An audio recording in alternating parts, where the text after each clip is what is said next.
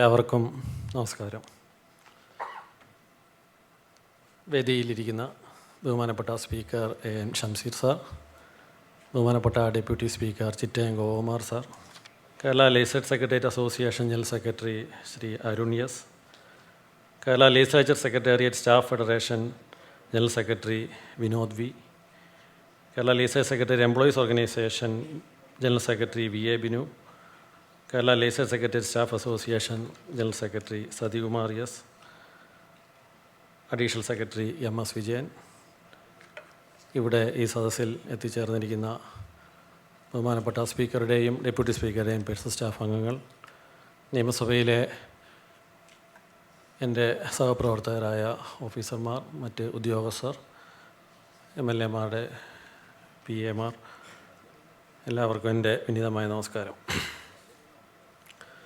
15ാം കേരള നിയമസഭയുടെ കാലാവധി അവസാനിക്കുന്നതിൻ്റെ ഭാഗമായി ബഹുമാനപ്പെട്ട സ്പീക്കറും ഡെപ്യൂട്ടി സ്പീക്കറും ഇന്ന് നമ്മെ അഭിസംബോധന ചെയ്ത് സംസാരിക്കുകയാണ്. 15ാം കേരള നിയമസഭ നിലവിൽ വന്നത് 3/5/2021 ആദ്യമായി സഭ ചേർന്നത് 24/5/21. നമ്മളെ ശ്രീ MP രാജേഷ് സാറായിരുന്നു ആദ്യം സ്പീക്കറായി ചുമതലയേറ്റത്. MP രാജേഷ് സാർ മിനിസ്റ്ററായി പോയപ്പോൾ 12/9/2022 എൻ ഷംസീർ സാർ നമ്മളുടെ സ്പീക്കറായി ചുമതലയേറ്റു. അതുപോലെ തന്നെ നമ്മുടെ ചിറ്റയം ഗോകുമാർ സാർ ആദ്യം തന്നെ 1/6/2021 തന്നെ ഡെപ്യൂട്ടി സ്പീക്കറായി ചുമതലയേറ്റു. ഔദ്യോഗിക പദവികൾക്കപ്പുറം ഈ സഭയിലെ ഓരോ ജീവനക്കാരോടും ബഹുമാനപ്പെട്ട സ്പീക്കറും ഡെപ്യൂട്ടി സ്പീക്കറും കാണിച്ച സ്നേഹവും കരുതലും ഈ അവസരത്തിൽ നന്ദിയോടെ സ്മരിക്കുകയാണ്. സ്പീക്കർ ഷംസീർ സാറിനെക്കുറിച്ച് പറയുമ്പോൾ ആദ്യം മനസ്സിൽ വരുന്ന അദ്ദേഹത്തിൻ്റെ നിശ്ചയദാർഢ്യവും ആധുനികമായ കാഴ്ചപ്പാടുകളുമാണ്. തീരുമാനങ്ങൾ വേഗത്തിലെടുക്കാനും അത് നടപ്പിലാക്കാനുമുള്ള കഴിവുമാണ് ഒരു ഭരണാധികാരിയെ വ്യത്യസ്തനാക്കുന്നത്. ആ കഴിവ് ബഹുമാനപ്പെട്ട സ്പീക്കർ ഷംസീർ സാറിന് ഉണ്ടായിരുന്നു എന്നുള്ളത് തന്നെയാണ് കഴിഞ്ഞ 4 വർഷത്തോളം നിയമസഭയിലെ അദ്ദേഹത്തിൻ്റെ പ്രവർത്തനങ്ങളിൽ നിന്ന് മനസ്സിലാക്കാൻ കഴിയുന്നത്. സഭയുടെ അച്ചടക്കം പാലിക്കുന്നതിൽ കർശനക്കാരനാവുമ്പോഴും ജീവനക്കാരുടെ ക്ഷേമകാര്യങ്ങളിൽ അദ്ദേഹം കാണിച്ച വലിയ താല്പര്യം നമുക്ക് മറക്കാൻ കഴിയില്ല. നിയമസഭയുടെ ഡിജിറ്റലൈസേഷൻ പ്രക്രിയകൾ വേഗത്തിലാക്കുന്നതിലും സഭാ നടപടികൾ ക്രിയാത്മകമായ നടപടികൾ കൊണ്ടുവരുന്നതിലും അദ്ദേഹം വഹിച്ച പങ്ക് വലുതാണ്. നിയമസഭ എന്നാലൊരു കേവലം നിയമനിർമ്മാണ കേന്ദ്രം മാത്രമല്ല, അതൊരു വലിയ വിജ്ഞാന കേന്ദ്രം കൂടിയാണ് എന്ന കാഴ്ചപ്പാടോടെ നിയമസഭാ ലൈബ്രറിയെയും റിസർച്ച് വിഭാഗത്തെയും കേലാംസിനെയും അദ്ദേഹം നവീകരിച്ചു. പൊതുജനങ്ങൾക്കായി നിയമസഭയും നിയമസഭാ ലൈബ്രറിയും തുറന്നു കൊടുക്കുകയും ചെയ്തു. ഈ കാലയളവിൽ ഈ കഴിഞ്ഞ 4 വർഷത്തെ ഏറ്റവും പ്രധാനപ്പെട്ട ഒരു സംഭവം എന്ന് പറയുന്നത് കഴിഞ്ഞ KLIBF-ൻ്റെ നടത്തിപ്പായിരുന്നു. Kerala legislature international book festival. അതിൻ്റെ 4 എഡിഷനുകളാണ് കഴിഞ്ഞ 4 വർഷത്തിനുള്ളിൽ നമുക്ക് നടത്താൻ കഴിഞ്ഞത്. പൊതുജനങ്ങളുടെയും വിദ്യാർത്ഥികളുടെയും സാഹിത്യകാരന്മാരുടെ എല്ലാം പങ്കാളിത്തം കൊണ്ട് ശ്രദ്ധേയമായ ഈ പുസ്തകോത്സവം ഓരോ എഡിഷനും വളരെ വിപുലമായ രീതിയിൽ, വ്യത്യസ്തമായ രീതിയിൽ നടപ്പിലാക്കാനാണ് കഴിഞ്ഞത്. അതിന് ഏറ്റവും അധികം നേതൃത്വം കൊടുത്തത് ബഹുമാനപ്പെട്ട സ്പീക്കറാണ്. അതുപോലെ ബഹുമാനപ്പെട്ട ഡെപ്യൂട്ടി സ്പീക്കറും. അതുപോലെ CAD project, constituent assembly debates project, ഭരണഘടനാ ഡിബേറ്റ്സിൻ്റെ പരിഭാഷ, അത് വളരെ വലിയൊരു പ്രോജക്റ്റായിരുന്നു. അത് കഴിഞ്ഞ സ്പീക്കർ MP രാജേഷ് സാർ കൊണ്ടുവന്ന പ്രോജക്റ്റായിരുന്നെങ്കിലും അത് നടപ്പിലാക്കിയത് ഷംസീർ സാറിൻ്റെ കാലയളവിലാണ്. അതിൻ്റെ 7 വാല്യങ്ങൾ പ്രസിദ്ധീകരിക്കാൻ കഴിഞ്ഞു. അടുത്ത ഇനി 3 വാല്യങ്ങൾ കൂടി പ്രസിദ്ധീകരിക്കുന്ന ആ ഒരു ഘട്ടത്തിലെത്തി നിൽക്കുകയാണ്. അതുപോലെ നിയമസഭാ സെക്രട്ടറിയുടെ പ്രവർത്തനം കടലാസ് രഹിതമാക്കുന്നതിൻ്റെ ഭാഗമായി ഓഫീസ് സംവിധാനം വളരെ നല്ല രീതിയിൽ നടപ്പിലാക്കാൻ കഴിഞ്ഞു. ഓഫീസ് സംവിധാനത്തിലൂടെയാണ് ഇപ്പോൾ നിയമസഭയിൽ ഫയൽ മൂവ്മെൻറ്റ് നടക്കുന്നത്. അതുപോലെ എപ്പോഴും വളരെ കഴിഞ്ഞ വർഷങ്ങളിലൊക്കെ തന്നെയും വളരെ ആശങ്കയോടെ നിയമസഭയിലെ ജീവനക്കാർ കണ്ടിരുന്ന ഒരു കാര്യമാണ് പഞ്ചിങ് നടപ്പിലാക്കുക എന്നുള്ളത്. അതിന് പഞ്ചിങ്ങിൽ നടപ്പിലാക്കുന്ന ഘട്ടത്തിലേക്ക് വരുമ്പോൾ എപ്പോഴും സംഘടനയിലെ നേതാക്കന്മാരും സംഘടനാ പ്രവർത്തകരും എല്ലാം നിയമസഭയിൽ അത് നടപ്പിലാക്കാൻ കഴിയില്ല എന്നുള്ള ഒരു സംശയമാണ് അന്ന് ഉന്നയിച്ചത്. പക്ഷേ വളരെ വിജയകരമായി പഞ്ചിങ് നടപ്പിലാക്കാൻ കഴിഞ്ഞു. ആ പഞ്ചിങ്ങിൽ ഇപ്പം വളരെ വിജയകരമായി നടപ്പിലാക്കുന്നു. വളരെ നല്ല രീതിയിൽ അത് നടന്നു പോകുന്നുണ്ട്. അതുപോലെ കഴിഞ്ഞ ഷംസീർ സാറിൻ്റെ ഈ കാലയളവിൽ 70ഓളം തസ്തികകളാണ് നിയമസഭാ സെക്രട്ടേറിയറ്റിൽ സൃഷ്ടിക്കാൻ കഴിഞ്ഞത്. അഡീഷണൽ സെക്രട്ടറി മുതൽ താഴത്തെ അറ്റം വരെയുള്ള എല്ലാ ജീവനക്കാർക്കും ഈ ആവശ്യത്തിലധികം തസ്തികകൾ സൃഷ്ടിക്കാൻ അദ്ദേഹത്തിന് കഴിഞ്ഞു. അതുപോലെ സമിതിയുടെ പ്രവർത്തനങ്ങൾ നല്ല രീതിയിൽ മെച്ചപ്പെടുത്തി. LFAC ലോക്കൽ ഫണ്ട് അക്കൗണ്ട്സ് കമ്മിറ്റിക്ക് വേണ്ടി പുതിയൊരു സെക്ഷൻ രൂപീകരിച്ചു. KLIBF വേണ്ടിയും പുതിയൊരു സെക്ഷൻ രൂപീകരിക്കാൻ കഴിഞ്ഞു. അതുപോലെ EMS സ്മൃതി, അതും മുൻകാലയളവിൽ നടപ്പിലാക്കാൻ കഴിയാത്ത ഒരു പ്രോജക്റ്റായിരുന്നു. അത് പൂർത്തിയാക്കി ഉദ്ഘാടനം നടത്തി. പമ്പ ബ്ലോക്കിൻ്റെ പുനരുദ്ധാരണം നടത്തി അത് നമ്മൾ ഉദ്ഘാടനം ചെയ്തു കഴിഞ്ഞു. അത് വരുന്ന 16ാം കേരള നിയമസഭയിലെ അംഗങ്ങൾക്കായിട്ട് അത് തുറന്നു കൊടുക്കാൻ സജ്ജമായിരിക്കുകയാണ്. അതുപോലെ നിരവധി പുസ്തകങ്ങളാണ് ഈ കാലയളവിൽ പ്രസിദ്ധീകരിക്കുന്നതിന് അദ്ദേഹം നേതൃത്വം കൊടുത്തത്. സഭാ TVയുടെയും കൈലാംസിൻ്റെയും പ്രവർത്തനം വിപുലീകരിച്ചു. കൈലാംസിൽ നമ്മളൊരു കോഴ്സ് നടത്തിക്കൊണ്ടിരുന്നു. ഇപ്പോൾ അത് PG ഡിപ്ലോമ ഇൻ പാർലമെൻ്ററി സ്റ്റഡീസിൽ ഇപ്പോൾ diploma post graduate diploma course അതിലോട്ട് കൊണ്ടുവന്നു, പുതിയ കോഴ്സ് കൊണ്ടുവന്നു. അങ്ങനെ നിരവധി പദ്ധതികളാണ് കഴിഞ്ഞ 4 വർഷങ്ങളിലുള്ളിൽ നടപ്പിലാക്കുന്നതിന് ബഹുമാനപ്പെട്ട സ്പീക്കർ നേതൃത്വം കൊടുത്തത്. അതുപോലെ തന്നെ നമ്മുടെ ചിറ്റയം ഗോപകുമാർ സാറും ശാന്തതയുടെയും ലാളിത്യത്തിൻ്റെയും പ്രതീകമാണ് അദ്ദേഹം. അദ്ദേഹത്തിനോടൊപ്പം ഞാൻ ജോയിൻറ്റ് സെക്രട്ടറി ആയിരിക്കുമ്പം OBC അദ്ദേഹം ബാക്ക്വേർഡ് ക്ലാസ് കമ്മ്യൂണിറ്റീസിൻ്റെ കമ്മിറ്റിയിൽ ചെയർമാനായിരുന്നു. അദ്ദേഹത്തോടൊപ്പം ഞാൻ 3-3.5 വർഷത്തോളം പ്രവർത്തിച്ചതാണ്. സഭ ഡെപ്യൂട്ടി സ്പീക്കർ എന്ന നിലയിൽ സഭ നിയന്ത്രിക്കുമ്പോൾ അദ്ദേഹം പുലർത്തുന്ന സമചിത്തതയും നീതിബോധവും എന്നും എല്ലാവർക്കും മാതൃകയാണ്. ഏത് സമയത്തും സമീപിക്കാവുന്ന ഒരു വലിയ സുഹൃത്തായി അദ്ദേഹം നമ്മോടൊപ്പം ഉണ്ട്. ജീവനക്കാരുടെ പരാതികൾക്കും ആവശ്യങ്ങൾക്കും അദ്ദേഹം എപ്പോഴും ക്ഷമയോടെ ചെവി കൊടുത്തു. ഈ 2 പേരും നമ്മുടെ ഈ സെക്രട്ടേറിയറ്റിലെ ഒരു കുടുംബത്തിലെ അംഗങ്ങളായി നിങ്ങൾ നൽകിയ ഊർജം എന്നും ഞങ്ങളോടൊപ്പം ഉണ്ടാവും. കസേരയുടെ അധികാര ഗർവില്ലാതെ നമ്മളെല്ലാവരും ഒരു വലിയ കുടുംബത്തിലെ അംഗങ്ങളാണെന്ന തോന്നൽ സൃഷ്ടിച്ചുകൊണ്ട് പ്രവർത്തിക്കാൻ ഈ 2 പേർക്കും കഴിഞ്ഞു. പദവികളിൽ നിന്ന് മാറുമ്പോഴും നിങ്ങളുടെ പ്രവർത്തന മേഖലകളിൽ കൂടുതൽ ശോഭിക്കാൻ സാധിക്കട്ടെ എന്ന് ആശംസിക്കുന്നു. ഈ സെക്രട്ടേറിയറ്റിലെ മുഴുവൻ ജീവനക്കാരുടെയും പേരിൽ ഒരിക്കൽ കൂടി നന്ദിയും സ്നേഹവും അറിയിക്കുന്നു.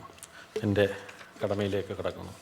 ആദ്യമായി ഈ നമ്മളെ അഭിസംബോധന ചെയ്ത് സംസാരിക്കുന്ന ബഹുമാനപ്പെട്ട സ്പീക്കർ AM ഷംസീർ സാറിനെ ഈ വേദിയിലേക്ക് ആദരവോടെ ക്ഷണിക്കുന്നു. അതുപോലെ നമ്മെ അഭിസംബോധന ചെയ്ത് സംസാരിക്കുന്ന ബഹുമാനപ്പെട്ട ഡെപ്യൂട്ടി സ്പീക്കർ ചിറ്റയം ഗോപകുമാർ സാറിനെ ഏറ്റവും ആദരവോടെ ക്ഷണിക്കുന്നു. അതുപോലെ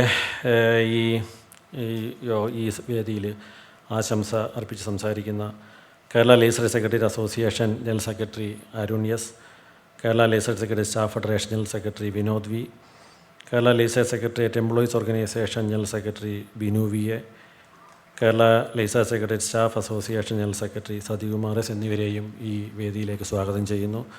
അതുപോലെ ഇവിടെ എത്തിച്ചേർന്നിരിക്കുന്ന ബഹുമാനപ്പെട്ട സ്പീക്കറുടെയും ഡെപ്യൂട്ടി സ്പീക്കറുടെയും പ്രൈവറ്റ് സെക്രട്ടറിമാർ ഉൾപ്പെടെയുള്ള പേഴ്സണൽ സ്റ്റാഫ് അംഗങ്ങൾ, അഡീഷണൽ സെക്രട്ടറിമാർ, ജോയിൻറ്റ് സെക്രട്ടറിമാർ, മറ്റ് നിയമസഭയിലെ എൻ്റെ പ്രിയപ്പെട്ട സഹപ്രവർത്തകർ, PAമാരുണ്ട്, മറ്റ് പലരുടെയും കുടുംബാംഗങ്ങൾ എത്തിച്ചേർന്നിട്ടുണ്ട്. എല്ലാവരെയും ഈ ഒരിക്കൽ കൂടി ഈ യോഗത്തിലേക്ക്, ഈ ചടങ്ങിലേക്ക് ഏറ്റവും സ്നേഹത്തോടെ സ്വാഗതം ചെയ്തുകൊണ്ട് നിർത്തുന്നു. നന്ദി, നമസ്കാരം. Thank you. ബഹുമാനപ്പെട്ട സ്പീക്കർ, ബഹുമാനപ്പെട്ട ഡെപ്യൂട്ടി സ്പീക്കർ, ബഹുമാനപ്പെട്ട secretary in charge Shri Shaji sir, Kerala legislature secretary staff ഫെഡറേഷൻ്റെ general secretary Shri Vinod, Kerala legislature secretary employees ഓർഗനൈസേഷൻ്റെ general secretary Shri VA Binu, Kerala legislative secretary staff അസോസിയേഷൻ്റെ ജനറൽ സെക്രട്ടറി ശ്രീ സതികുമാർ, ബഹുമാനപ്പെട്ട സ്പീക്കറുടെ private secretary Shri Manohar sir, deputy സ്പീക്കറുടെ private secretary Shri Santhosh sir, മറ്റ് സ്റ്റാഫ് അംഗങ്ങളെ, സഹപ്രവർത്തകരെ, സുഹൃത്തുക്കളെ, 15ാം കേരള നിയമസഭയുടെ കാലാവധി അവസാനിക്കുമ്പോൾ ബഹുമാനപ്പെട്ട സ്പീക്കർക്കും ഡെപ്യൂട്ടി സ്പീക്കർക്കും ഹൃദ്യമായ ഒരു യാത്രയയപ്പ് നൽകാനാണ് നാം ഇന്നിവിടെ കൂടിയിരിക്കുന്നത്. 15ാം കേരള നിയമസഭയെക്കുറിച്ച് പറയുമ്പോൾ ഒരു പക്ഷേ നിയമസഭാ സെക്രട്ടേറിയറ്റിലെ ഓരോ ജീവനക്കാർക്കും അവരുടെ സർവീസിൽ എന്നും ഓർമ്മിക്കപ്പെടാനുള്ള നിമിഷങ്ങൾ ആണ് കടന്നുപോയിട്ടുള്ളത്.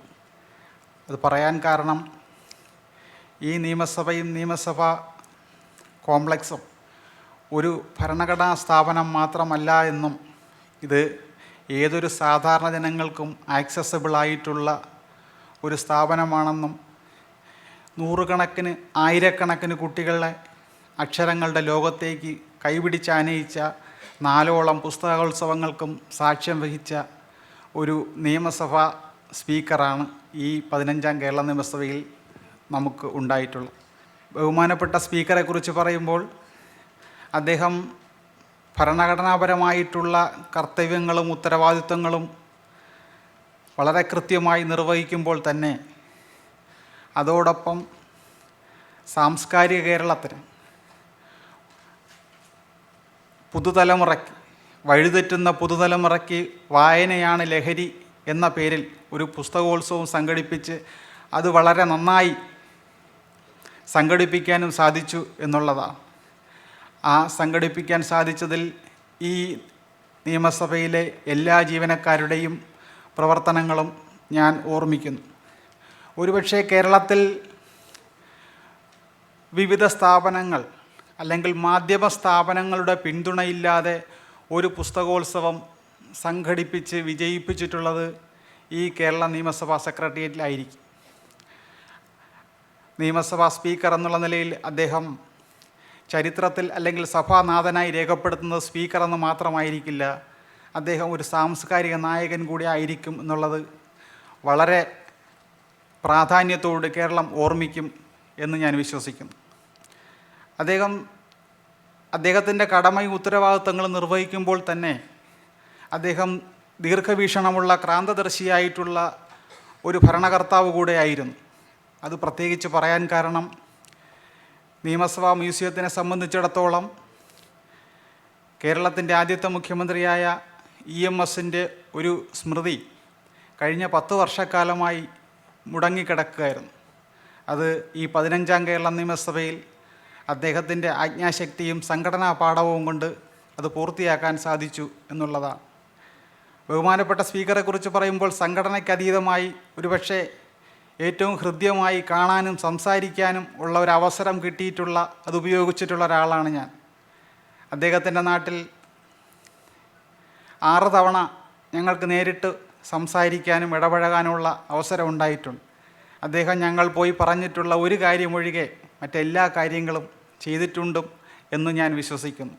15ാം കേരള നിയമസഭ അവസാനിക്കുമ്പോൾ രാഷ്ട്രീയപരമായി ചില ഇടവേളകൾ ഉണ്ടാകുമെന്നേ ഞാൻ വിശ്വസിക്കുന്നുള്ളൂ. അദ്ദേഹത്തിന് എല്ലാവിധ ഭാവുകങ്ങളും നേരുന്നു, അദ്ദേഹത്തിന് ആയുരാരോഗ്യം നേരുന്നു, അദ്ദേഹത്തിന് രാഷ്ട്രീയപരമായി വീണ്ടും വീണ്ടും അവസരങ്ങൾ ഉണ്ടാകട്ടെ എന്നും ആശംസിക്കുന്നു. അതോടൊപ്പം തന്നെ ഈ 15ാം കേരള നിയമസഭയെ ഒരുപക്ഷെ ഈ സാംസ്കാരികമായിട്ടുള്ള എല്ലാ പ്രവർത്തനങ്ങൾക്കും ഭരണഘടനാപരമായിട്ടുള്ള നിയമസഭയുടെ ഉത്തരവാദിത്തങ്ങൾ നിർവഹിക്കുന്നതിൽ ഏറ്റവും അധികം നന്നായി നിയമസഭാ അംഗങ്ങളോടും നിയമസഭാ സെക്രട്ടേറിയറ്റിനോടും എന്നും നന്നായി ഇടപഴകുകയും സഹകരിക്കുകയും ചെയ്തിട്ടുള്ള ഒരാളാണ് ഒരു deputy speaker Chittayam Gopakumar sir. Chittayam Gopakumar സാറിനും കേരള ലെജിസ്ലേച്ചർ സെക്രട്ടറി അസോസിയേഷൻ്റെ ആശംസകൾ അറിയിക്കുന്നു. നന്ദി, നമസ്കാരം. ബഹുമാനപ്പെട്ട സ്പീക്കർ, ബഹുമാനപ്പെട്ട ഡെപ്യൂട്ടി സ്പീക്കർ, ബഹുമാനപ്പെട്ട സെക്രട്ടറി ഇൻചാർജ് ഷൈസി ബേബി സാർ, വേദിയിലുള്ള സംഘടനാ നേതാക്കളായ സഖാവ് അരുൺ, സഖാവ് ബിനു, സഖാവ് സതികുമാർ, സഖാവെന്ന് വിളിച്ചു പോയി കേട്ടോ, സ്ഥിരം വിളിക്കുന്നതായി. നമ്മളിപ്പോൾ ഏറ്റവും വിഷമകരമായ ഒരു സന്ദർഭം, സാധാരണഗതിയിൽ സർക്കാർ ജീവനക്കാർ സ്വാഭാവികമായിട്ട് എല്ലാ 30-ാം തീയതികളും ഇതുപോലെ നിമിഷങ്ങളിലൂടെ കടന്നു പോവുകയാണ്. അതുകൊണ്ട് നമ്മളെ സംബന്ധിച്ച് ഇത് പുതുമയുള്ള കാര്യമല്ല. എന്നാൽ ഇന്നത്തെ കാര്യമെന്ന് പറയുന്നത് സ്വാഭാവികമായിട്ട് നമ്മുടെ സഭാനാഥനും ഉപനാഥനും നമ്മളെ വിട്ടുപിരിയാനുള്ള വളരെ കുറച്ച് ദിവസങ്ങളേ ഉള്ളൂ. സഭയിൽ നിന്ന് വിട്ടുപിരിയാൻ, സഭയിൽ നിന്നാണ് കേട്ടോ, തെറ്റിദ്ധരിക്കേണ്ട. നമ്മളെ സംബന്ധിച്ച് ഈ കാലഘട്ടം, കഴിഞ്ഞ 5 വർഷക്കാലം എന്ന് പറയുന്നത് തീർച്ചയായും ഒരു പൊതുസമൂഹം എന്ന നിലയിൽ കാണുമ്പോൾ, സാമൂഹ്യപരമായി നോക്കുമ്പോൾ തീർച്ചയായും പുസ്തകോത്സവം നടപ്പിലാക്കുന്ന ഒരു സ്പീക്കറായാണ് കാണേണ്ടത്.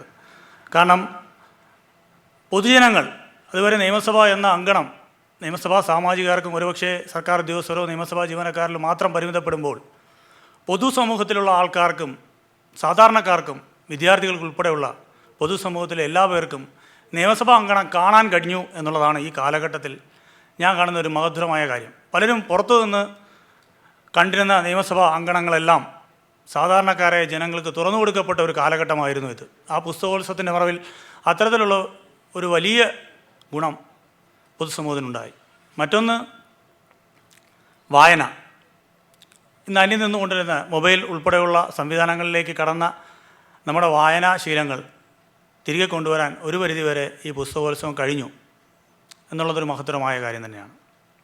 അതുപോലെ തന്നെ പിന്നെ ഓർക്കപ്പെടേണ്ട, ഇന്ത്യയിൽ ഒരു നിയമസഭകളും ചെയ്യാത്ത ഒരു കാര്യം ചെയ്തത് ഭരണഘടനാ ഡിബേറ്റ്സിൻ്റെ മലയാള പരിഭാഷ നമ്മുടെ മാതൃഭാഷയിൽ ഇവിടെ നമ്മുടെ ജീവനക്കാരും പഴയ ജീവനക്കാരും മറ്റ് സർക്കാർ ഉദ്യോഗസ്ഥ മേഖലയിലുള്ള വിദഗ്ധരും അടങ്ങിയ ഒരു കമ്മിറ്റി രൂപീകരിച്ച് 7 എഡിഷൻ പൂർത്തീകരിച്ചു. അദ്ദേഹത്തിൻ്റെ കാലഘട്ടത്തിൽ കഴിഞ്ഞു എന്നുള്ളതാണ്.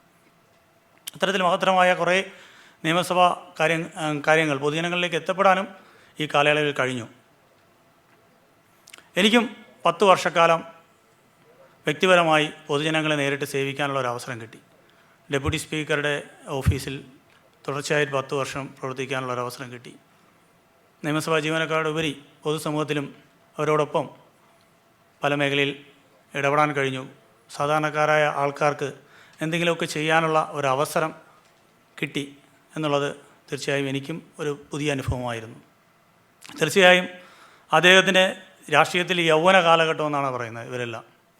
തീർച്ചയായും ഈ പദവിയിൽ നിന്ന് ഇറങ്ങിയിട്ട് വീണ്ടും അവർ ഇതിനെക്കാട്ടും ഉയർന്ന പദവികളിലോ രാഷ്ട്രീയ മേഖലയിലോ പൊതുമധ്യത്തിലോ എല്ലാം പ്രവർത്തിക്കാൻ ഇവർക്ക് രണ്ടുപേർക്കും ഉന്നമനം ഉണ്ടാവട്ടെ എന്നീ പ്രത്യാശ കൊണ്ട് നിർത്തുന്നു. നന്ദി, നമസ്കാരം. ബഹുമാനപ്പെട്ട നിയമസഭാ speaker Shri M Shamseer sir, deputy speaker Shri Chittayam Gokumar sir, ബഹുമാനപ്പെട്ട സെക്രട്ടറി ഷാജി സി ബേബി അവർകൾ, അതുപോലെ എൻ്റെ പ്രിയ സഹപ്രവർത്തകരായ സംഘടനാ പ്രവർത്തകർ, പ്രിയപ്പെട്ട ജീവനക്കാർ, എല്ലാവരും ജീവനക്കാരാണ്. നമ്മുടെ പേഴ്സണൽ സ്റ്റാഫ് ഉൾപ്പെടെ റിട്ടയർ ചെയ്ത് പോരാണെങ്കിലും എൻ്റെ ഏറ്റവും അടുത്ത വേണ്ടപ്പെട്ട എന്നോടൊപ്പം പ്രവർത്തിക്കുന്ന ജീവനക്കാർ. ഞാനിവിടെ ഇപ്പോൾ നിൽക്കുമ്പോൾ എന്ത് പറയണം. ഈ പ്രോഗ്രാം എന്ന് പറയുന്നത് ബഹുമാനപ്പെട്ട സ്പീക്കറുടെയും ഡെപ്യൂട്ടി സ്പീക്കറുടെയും അഭിസംബോധന എന്നാണ്. അപ്പോൾ അത് കേൾക്കാനാണ്, എന്ത് പറയുന്നു എന്നറിയുന്നതിന് വേണ്ടിയാണ് ഏവരും ആകാംക്ഷയോടെ കാത്തിരിക്കുന്നത്. പക്ഷേ അതിന് മുന്നോടിയായി കഴിഞ്ഞ 5 വർഷത്തെ പ്രവർത്തനങ്ങളെക്കുറിച്ചോ എന്തിനെക്കുറിച്ചാണ് സംഘടനാ പ്രവർത്തകർക്ക് പറയാനുള്ളത്, അല്ലെങ്കിൽ ആ സംഘടന നിങ്ങളുടെ ജീവനക്കാരുടെ പ്രതിനിധികളാണ് ഇവിടെ വന്നിരിക്കുന്നത്, ഞങ്ങൾ എന്ത് പറയും എന്നാണ് ചോദ്യം. ഞാൻ ചെറിയ ഒരു ഉപമയോടുകൂടി അതിവിടെ പറയാൻ പറ്റുമോയെന്ന് എനിക്കറിയില്ല. ഞാൻ കഴിഞ്ഞ 5 വർഷം ഒരു സിനിമ കണ്ട ഒരു പ്രതീതിയാണ്. കാരണം ആ ഒരു സിനിമ ക്രിയേറ്റ് ചെയ്തിട്ട് അതിൻ്റെ സംവിധായകരും നിർമ്മാതാക്കളും അഭിനേതാക്കളും, നമ്മളൊക്കെ അഭിനേതാക്കളാണ്, അത്തരത്തിലൊരു കളർഫുള്ളായിട്ടുള്ള ഒരു സിനിമ ഇവിടെ പ്രദർശിപ്പിച്ച് കഴിഞ്ഞു. അത് നമുക്കറിയാം, പാട്ടും കൂത്തും അടക്കം. ഞാൻ ഈ വേദികളൊക്കെ ഇപ്പോൾ കലാപരിപാടികൾ നിറഞ്ഞായിരുന്നു, വായനയുണ്ട്, അത് പുറം ലോകങ്ങൾ ആൾക്കാർ മൊത്തം ഇതിലേക്ക് പ്രവേശിക്കുന്നു, അഭിപ്രായങ്ങളുണ്ട്. പക്ഷേ ആ പടം, ആ സിനിമയെ സംബന്ധിച്ചിടത്തോളം നമ്മളായ ജീവനക്കാർ, അതിൻ്റെ അണിയറ പ്രവർത്തകരെന്ന് പറയാം, പ്രവർത്തകർ കഠിനമായിട്ട് അധ്വാനിച്ചിട്ടുണ്ട്. കാരണം ആ സിനിമയുടെ ഒരു വൻ വിജയത്തിന് വേണ്ടി എങ്ങനെ പ്രവർത്തിക്കുന്നോ അതുപോലെ തന്നെ നിയമസഭയുടെ എല്ലാ പ്രവർത്തനങ്ങളിലും കക്ഷി രാഷ്ട്രീയ ഭേദമന്യേ ശക്തമായി പകലില്ലാതെ അധ്വാനിച്ചിട്ടുണ്ട്. അതിൻ്റെ ഒരു വലിയ വിജയമാണ്. സ്പീക്കർ എപ്പോഴും പറയും, ജീവനക്കാരാണ് പുസ്തകോത്സവം വിജയിപ്പിച്ചത്. നമ്മളൊക്കെ ഒരു ഓർഗനൈസറായിട്ട് മാറിക്കഴിഞ്ഞു. കാരണം വിവിധ പരിപാടികൾ നമ്മൾ ജീവനക്കാർ മാത്രം, ഇവിടെ നിയമനിർമ്മാണത്തിൻ്റെ ചില അതിലെ കാര്യങ്ങൾ മാത്രം ചെയ്തിരുന്ന നമ്മൾ പബ്ലിക്കിനെ കൂടെ ഉൾപ്പെടുത്തിക്കൊണ്ട് വലിയൊരു സംഘാടകരായി മാറിക്കഴിഞ്ഞു. അത് ഏറ്റവും വലിയൊരു മുതൽക്കൂട്ടാണ്. വ്യക്തിപരമായി നോക്കുമ്പോൾ ഓരോ വ്യക്തികൾക്കും സമൂഹത്തിൽ അവരുടെ ജീവിതത്തിൽ അവർ പങ്കെടുക്കുന്ന പരിപാടികൾ എങ്ങനെ അവർ വെളിയിലോട്ടിറങ്ങുമ്പോൾ ഓഫീസ് കാര്യങ്ങളല്ല, പൊതുസമൂഹത്തിൽ പല ഇടങ്ങളിലും സംസാരിക്കേണ്ടതെങ്ങനെ, പ്രവർത്തിക്കേണ്ടതെങ്ങനെ, എങ്ങനെ ഒരു കാര്യം സംഘടിപ്പിക്കാം, എന്നതിനെക്കുറിച്ചൊക്കെ ഒരു അവബോധം നമ്മുടെ ഈ പുസ്തകോത്സവത്തിൻ്റെ പരിപാടികളിലൂടെ വന്നിട്ടുണ്ട്. ഈവൻ നമുക്കറിയാം, ഒരു കല്യാണം നടത്തണമെങ്കിൽ പോലും എങ്ങനെയാണ് അതിൻ്റെ ചടങ്ങുകൾ 1, 2, 3 അടക്കം ചെയ്യേണ്ടത് എന്നുള്ളത്. അത്തരത്തിൽ ഒരു സിനിമ നിർമ്മിച്ചപ്പോൾ അതിനകത്ത് നമ്മൾ സിനിമയുടെ വിജയത്തിന് വേണ്ടി പങ്കാളികളായി അഹോരാത്രം പ്രയത്നിച്ചു. നമ്മൾ നമ്മുടേതായ കർത്തവ്യങ്ങൾ നിർവഹിച്ചു.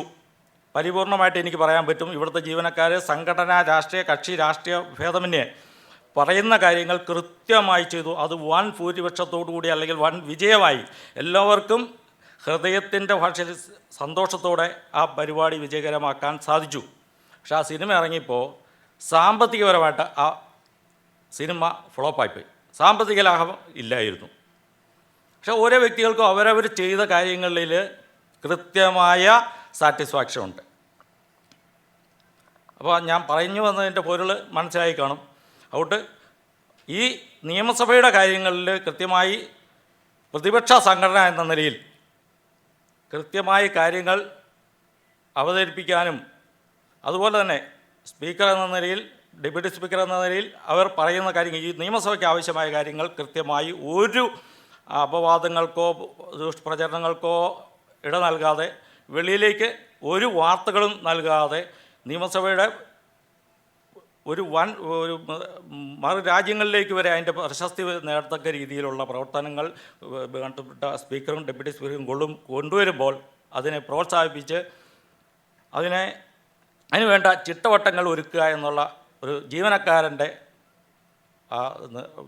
കാര്യങ്ങൾ നമ്മൾ നിർവഹിച്ചിട്ടുണ്ട്. നമ്മൾ അവസാനമാണ് ഞാൻ പറഞ്ഞത്, ഇത്തരത്തിൽ വരുമ്പോൾ ആ സാമ്പത്തിക ലാഭം ഉണ്ടായിട്ടുണ്ടോ, ജനങ്ങളുടെ അഭിപ്രായങ്ങൾ എന്താണ്, അത് ജനങ്ങൾ പറയേണ്ടതാണ്. നമ്മൾ ആ സിനിമയ്ക്കകത്തെ ക്രൂ ആൾക്കാർ പറയേണ്ടതല്ല. അതുകൊണ്ട് എനിക്ക് ആ സിനിമയെ എങ്ങനെ വിലയിരുത്തുന്ന പോലെ മാത്രമേ എനിക്ക് ഇതിനെയും വിലയിരുത്താൻ സാധിക്കുന്നുള്ളൂ. തീർച്ചയായിട്ടും ഞാൻ സ്പീക്കറുടെ കാര്യം പറഞ്ഞാൽ മുമ്പേ ആ വീഡിയോയ്ക്കകത്ത് കാണിക്കുന്നുണ്ട്. ഒരു കുട്ടിയെ, ഉഴപ്പനായ ഒരു കുട്ടിയെ പിടിച്ച് ലീഡറാക്കിയാൽ എങ്ങനെ ഇരിക്കും. പക്ഷേ നമ്മളെ സംബന്ധിച്ചിടത്തോളം എനിക്ക് ഭയങ്കര ഒരു പ്രചോദനം കൂടെയാണ് സാറ്. ആ ഒരു മാറ്റമുണ്ട്. നമുക്കറിയാം, രാഷ്ട്രീയ രംഗത്തുണ്ടായിരുന്ന ആ വിദ്യാർത്ഥി രാഷ്ട്രീയത്തിലുണ്ടായിരുന്നതിൽ നിന്ന് ഒരു പദവിയിലേക്ക്, ഒരു തസ്തികയിലേക്ക് അത് വരുമ്പോൾ അവിടെ വന്ന ഒരു പരിവർത്തനമുണ്ട്. അത് നമ്മൾ കണ്ടുപിടിക്കേണ്ടവരാണ്. കാരണം ആ ഒരു മാറ്റം എന്നെ അത്ഭുതപ്പെടുത്തിയിട്ടുണ്ട്. അതുപോലെ തന്നെ ഡെപ്യൂട്ടി സ്പീക്കറുടെ കാര്യം പറഞ്ഞു കഴിഞ്ഞാൽ ഒരു സ്ട്രെയിറ്റ് ആയിട്ടുള്ള ഒരു പക്വതയോടുകൂടി വന്ന് എല്ലാ കാര്യങ്ങളിലും കൃത്യമായി ഒരേ ലൈനിലുള്ള സംസാരങ്ങളാണ്. വേരിയേഷൻസ് ഒന്നുമില്ല. ഇപ്പം ഞാൻ സംസാരിക്കുന്ന പോലെ വേരിയേഷൻസ് ഒന്നുമില്ല. കൃത്യമായി അളന്നു കുറിച്ചുള്ള സംസാരങ്ങളാണ്. അപ്പോൾ ഇവരുടെ കാലത്ത് എനിക്കിവിടെ ജോലി ചെയ്യാൻ പറ്റിയതിലും ഇവരോടൊപ്പം നമുക്ക് ഇവർക്ക് വേണ്ടി പ്രവർത്തിക്കാൻ പറ്റിയതൊക്കെയുള്ള ഒരു ചാരിതാർത്ഥ്യത്തോടു കൂടിയാണ് ഞാനിവിടെ നിൽക്കുന്നത്. തീർച്ചയായിട്ടും ഈ കാലാവധി അവസാനിപ്പിച്ച് ഇവിടുന്ന് വിരമിക്കുന്ന സ്പീക്കർക്കും ഡെപ്യൂട്ടി സ്പീക്കർക്കും ഓർഗനൈസേഷൻ്റെ എല്ലാവിധ അഭിവാദ്യങ്ങളും അർപ്പിച്ചുകൊള്ളുന്നു. നിങ്ങളുടെ ഓരോരുത്തരുടെ പേരിൽ കൂടി അർപ്പിച്ചുകൊള്ളുന്നു. നന്ദി, നമസ്കാരം. ബഹുമാനപ്പെട്ട speaker Shri N Shamseer sir, deputy speaker Chittayam Gopakumar sir, secretary in charge Shaji C Baby sir, പ്രിയപ്പെട്ട സംഘടനാ നേതാക്കളെ, വേദിയിൽ ഇരിക്കുന്ന സദസ്സിലിരിക്കുന്ന സ്പീക്കറുടെയും ഡെപ്യൂട്ടി സ്പീക്കറുടെയും സ്റ്റാഫ് അംഗങ്ങളെ, പ്രിയപ്പെട്ട സഹോദരന്മാരെ, എനിക്ക് മുമ്പ് സംസാരിച്ച സംഘടനാ നേതാക്കൾ തികച്ചും സ്പീക്കറുടെയും ഡെപ്യൂട്ടി സ്പീക്കറുടെയും പ്രവർത്തനങ്ങളെ വളരെയധികം ശ്ലാഘിക്കുകയുണ്ടായി. ഇന്ന് ഈയൊരു യോഗത്തിന് വിളിച്ചു ചേർത്ത നമ്മുടെ ജീവനക്കാരെല്ലാം ഇപ്പോൾ ഗാലറിയിൽ ഉൾപ്പെടെ ഇരിക്കുന്നവരുടെ ആ ഒരു സാന്നിധ്യം കാണുമ്പോൾ തന്നെ എന്തുമാത്രം ഈ ജീവനക്കാർ സ്പീക്കറെ, ഡെപ്യൂട്ടി സ്പീക്കറെ സ്നേഹിച്ചിരുന്നു എന്നുള്ള കാര്യം നമുക്ക് എവർക്കും മനസ്സിലാക്കാവുന്നതാണ്. അത്രയ്ക്ക് നിറഞ്ഞ ഒരു സദസ്സാണുള്ളത്. ഇവിടെ സംഘടനാ വ്യത്യാസമില്ലാതെ, കാറ്റഗറി വ്യത്യാസമില്ലാതെ സ്പീക്കർ എല്ലാ പേരെയും ഒരുപോലെ കൺസിഡർ ചെയ്തു എന്നുള്ളതാണ് ഇവിടെ സംസാരിച്ച സംഘടനാ നേതാക്കളെല്ലാം തന്നെ സൂചിപ്പിച്ചത്. ജീവനക്കാരുടെ ക്ഷേമത്തിന് വേണ്ടി നേരത്തെ ഇവിടെ അരുൺ സൂചിപ്പിച്ചതുപോലെ, സ്വാഗത പ്രാസംഗികൻ സൂചിപ്പിച്ചതുപോലെ തന്നെ 75 തസ്തികകളാണ് സൃഷ്ടിക്കപ്പെട്ടത്. ഇവിടെ എനിക്ക് മുമ്പ് സംസാരിച്ച BA ബിനു സാർ സൂചിപ്പിച്ചതുപോലെ സംഘടനയുടെ ഓർഗനൈസേഷൻ്റെ ജനറൽ സെക്രട്ടറി സൂചിപ്പിച്ച ഒരു കാര്യമുണ്ട്. ചില സിനിമകൾ നമ്മൾ വളരെയധികം ഇഷ്ടപ്പെടും. ആ സിനിമകൾ ഇങ്ങനെ വളരെയധികം ഇഷ്ടപ്പെട്ട് നമ്മളിങ്ങനെ കണ്ടുകൊണ്ടിരിക്കുമ്പോൾ ചില ഭാഗങ്ങളിൽ നിന്ന് ആ സിനിമയെ തകർക്കുന്നതിന് വേണ്ടി സാമ്പത്തികമായി അത് പരാജയപ്പെട്ടു എന്നുള്ള ചില റൂമേഴ്സും കൂടെ ഇറക്കാറുണ്ട്. പക്ഷേ യഥാർത്ഥ അതിൻ്റെ വസ്തുത പരിശോധിക്കുകയാണെങ്കിൽ ആ സിനിമയെന്ന് പറയുന്നത് വൻ സാമ്പത്തിക ലാഭം നേടിയതായിരിക്കും. ആ സിനിമയെ തകർക്കുന്നതിന് വേണ്ടി ചിലപ്പോൾ അത്തരത്തിലുള്ള ചില പ്രവർത്തനങ്ങൾ ഉണ്ടാകുകയായിരിക്കാം. പക്ഷെ നമ്മുടെ ഈ നിയമസഭയെ സംബന്ധിച്ചിടത്തോളം തീർച്ചയായിട്ടും ഇത്തരത്തിലുള്ള, അതായത് ഈ 3.5 കൊല്ലം, ഈ സ്പീക്കറുടെ കാലഘട്ടത്തിലുള്ള 3.5 കൊല്ലം, സത്യം പറഞ്ഞാൽ അരുണൊക്കെ സൂചിപ്പിച്ചതുപോലെ തന്നെ ശ്രീ വിനോദ് സൂചിപ്പിച്ചതുപോലെ തന്നെ ഒരു ഉത്സവത്തിൻ്റെ പ്രതീതിയായിരുന്നു ഈ നിയമസഭയ്ക്ക് ഉണ്ടായിരുന്നതെന്നുള്ള വസ്തുത നാം എവരും മറക്കരുത്. മെച്ചപ്പെട്ടൊരു സിനിമയായിരുന്നു എന്നുള്ള കാര്യം, അത് സാമ്പത്തിക ലാഭം വളരെയധികം ഉണ്ടായ ഒരു സിനിമ തന്നെയാണ് എന്നുള്ള കാര്യം നമുക്ക് അവർക്കും അറിയാം. ആ വസ്തുത മറച്ചു വെച്ചുകൊണ്ട് അതിൽ ഒരു ചില പുകമറ സൃഷ്ടിക്കാൻ വേണ്ടി ശ്രമിച്ചത് മാത്രമേ ഞാൻ ഇതിനെ എതിർക്കുന്നുള്ളൂ. ബാക്കിയെല്ലാം ഈ പറഞ്ഞ സംഘടനാ നേതാക്കൾ പറഞ്ഞത് തന്നെയാണ് വസ്തുത എന്നുള്ളതാണ്. നമുക്കറിയാം, അന്താരാഷ്ട്ര പുസ്തകോത്സവം 4 എഡിഷനുകളാണ് ഇവിടെ സംഘടിപ്പിച്ചത്. സ്പീക്കറുടെയും ഡെപ്യൂട്ടി സ്പീക്കറുടെയും അത് നടത്തിക്കുന്നതിന് വേണ്ടിയുള്ള ഒരു താല്പര്യം അത് തന്നെയാണ്. ഈ നിയമസഭയുടെ മുന്നിൽ വരുമ്പോൾ ടൂറിസ്റ്റുകളിൽ വരുന്ന വിദ്യാർത്ഥികളും പൊതുജനവും ഈ നിയമസഭ ഫ്രണ്ടിൽ നിന്ന് ഒരു ഫോട്ടോ എടുത്തോട്ടെ എന്ന് ചോദിച്ച് വാച്ചൻവാർഡിനോട് ചോദിക്കുന്ന സാഹചര്യത്തിൽ നിന്ന് ഈ നിയമസഭയ്ക്കകത്തേക്ക് അവർക്ക് യഥേഷ്ടം കടന്ന് വന്ന് ഈ നിയമസഭാ ഹാളും നിയമസഭയുടെ ഈ ലോഞ്ച് ഉൾപ്പെടെയുള്ള നിയമസഭയുടെ ജനങ്ങളുടെ സ്വത്ത് ഇതിനകത്തേക്ക് പ്രവേശിക്കാൻ സാധിച്ചു എന്നുള്ളത് വളരെയധികം നമ്മൾ ശ്ലാഘനീയമായിട്ടൊരു കാര്യമായിട്ട് ഇത് കൺസിഡർ ചെയ്യേണ്ടതാണ്. നിയമസഭാ ലൈബ്രറി പൊതുജനങ്ങൾക്കായി തുറന്നു കൊടുത്തു. മുമ്പ് അങ്ങനെയല്ലായിരുന്നു. പൊതുജനങ്ങൾക്കായി നിയമസഭാ ലൈബ്രറിയിൽ ഏത് നിമിഷവും വന്ന് മെമ്പർഷിപ്പ് എടുത്തുകൊണ്ട് പുസ്തകങ്ങൾ പരിശോധിക്കാം എന്നുള്ള കാര്യം അവിടെ സംഘടിപ്പിച്ചത് ബഹുമാനപ്പെട്ട സ്പീക്കറുടെ കാലഘട്ടത്തിലാണ്.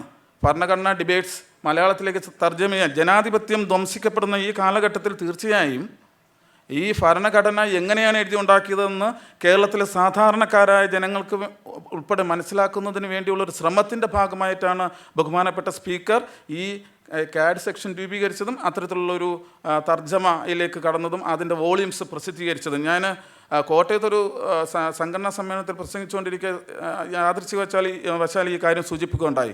അവിടെ ഇറങ്ങിയപ്പോൾ ആ സംഘടനാ നേതാക്കളെല്ലാം എന്നോട് ആവശ്യപ്പെട്ടു, ഈ പുസ്തകം പബ്ലിഷ് ചെയ്യുമ്പോൾ അതിൻ്റെ ഒരു കോപ്പി നമുക്ക് വാങ്ങാൻ എന്താ വഴിയെന്നാണ് ചോദിച്ചത്. അത്തരത്തിലുള്ളൊരു പ്രവർത്തനമാണ് ഈ CADൻ്റെ രൂപീകരണവുമായിട്ട് ബന്ധപ്പെട്ട് നമുക്ക് അതിൻ്റെ പ്രസിദ്ധീകരണവുമായി ബന്ധപ്പെട്ട് നമുക്ക് നേട്ടമുണ്ടാക്കാൻ സാധിച്ചത്. ഞാൻ കൂടുതൽ ദീർഘിപ്പിക്കുന്നില്ല. നേരത്തെ ഇവിടെ സൂചിപ്പിച്ചതുപോലെ തന്നെ EMS സ്മൃതി, ആ സ്മൃതിയിലേക്ക് മ്യൂസിയം ആധുനികവൽക്കരിക്കുന്നതിൻ്റെ ഭാഗമായി മ്യൂസിയത്തിലേക്കുള്ള യാത്ര, അത് ഏറ്റവും മൈന്യൂട്ടായിട്ടുള്ള കാര്യങ്ങൾ വരെ സാർ ശ്രദ്ധിക്കുന്നു എന്നുള്ളതിന് ഉദാഹരണമാണ് ബഗ്ഗി ഇപ്പോൾ ഓടിക്കൊണ്ടിരിക്കുന്നത്. മുമ്പ് ലൈനായിട്ട് മ്യൂസിയത്തേക്ക് അതിനൊക്കറിയാം, ലൈനായിട്ട് പൊയ്ക്കൊണ്ടിരുന്ന സ്ഥാനത്ത് ഇപ്പോൾ വണ്ടികളിലിങ്ങനെ ഒരു നല്ലൊരു, അവരൊക്കെ വളരെ ആകർഷകമായിട്ടുള്ള കാര്യങ്ങൾ നമ്മളോട് സൂചിപ്പിക്കാറുണ്ട്. അത്തരത്തിലുള്ള മൈന്യൂട്ടായിട്ടുള്ള കാര്യങ്ങൾ വരെ ശ്രദ്ധിച്ചു എന്നുള്ളതാണ്. നമ്മുടെ നിയമസഭാ ജീവനക്കാരുടെ ഏറ്റവും വലിയൊരു ആവശ്യമായിരുന്നു ശിശുനികേതൻ എന്ന് പറയുന്ന നമ്മുടെ നിയമസഭാ ജീവനക്കാർക്കും പുറത്തുള്ളവരുടെ കുഞ്ഞുങ്ങൾക്ക് മെച്ചപ്പെട്ട ഒരു ശിശുനികേതൻ രൂപീകരിക്കുക. അതിനും സാറ് അടിത്തറ പാകിയിട്ട് അതിൻ്റെ പണി തുടങ്ങി വെച്ചിട്ടാണ് സാറ് പോകുന്നത്. അതോടൊപ്പം തന്നെ പ്രത്യേകിച്ച് നമ്മുടെ അസോസിയേഷനൊരു കാര്യം എന്ന് പറഞ്ഞാൽ അതും കൂടെ പറയാതിരിക്കാൻ നിവൃത്തിയില്ല.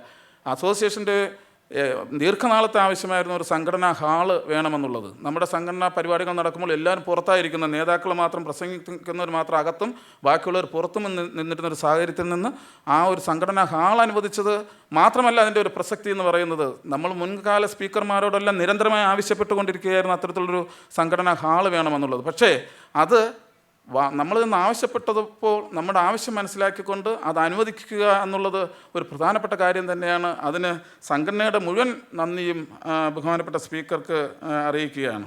പിന്നെ അതോടെ തന്നെ സഭയ്ക്ക് നേരത്തെ ഇവിടെ സൂചിപ്പിച്ചു, സഭയ്ക്കകത്തും പുറത്തും, സഭയ്ക്കകത്ത് സ്പീക്കറുടെ അന്തസ്സ് ഉയർത്തി പിടിക്കത്തക്ക രീതിയിലുള്ള പ്രവർത്തനങ്ങളാണ് ഈ സാറിൻ്റെ ഈ പീരീഡ് വരെ ഉണ്ടായത് എന്നുള്ള കാര്യവും നമുക്ക് ഏവർക്കും അറിയാവുന്നതാണ്.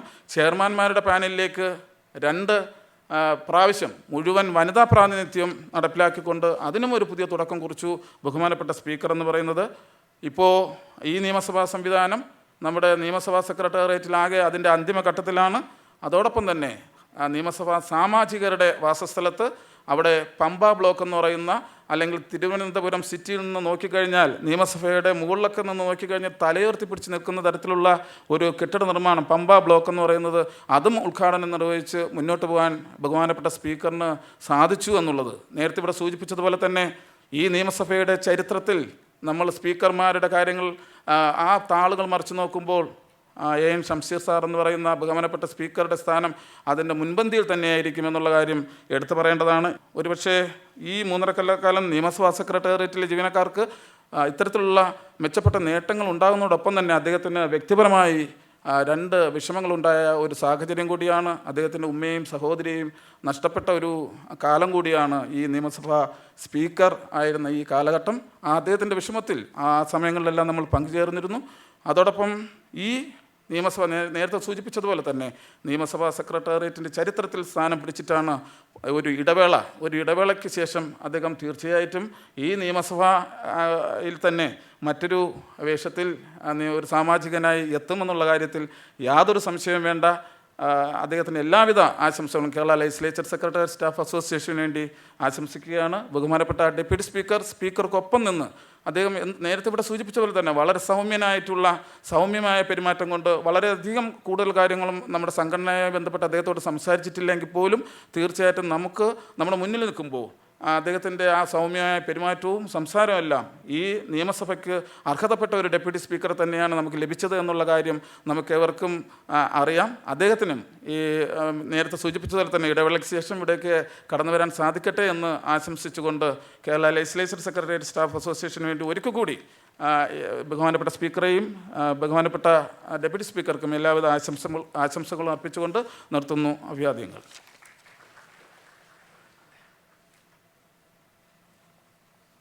ഇതിൻ്റെ ഒരു പ്രത്യേകത എന്താണെന്ന് വെച്ചാൽ വിളിക്കാൻ ആരുമില്ല.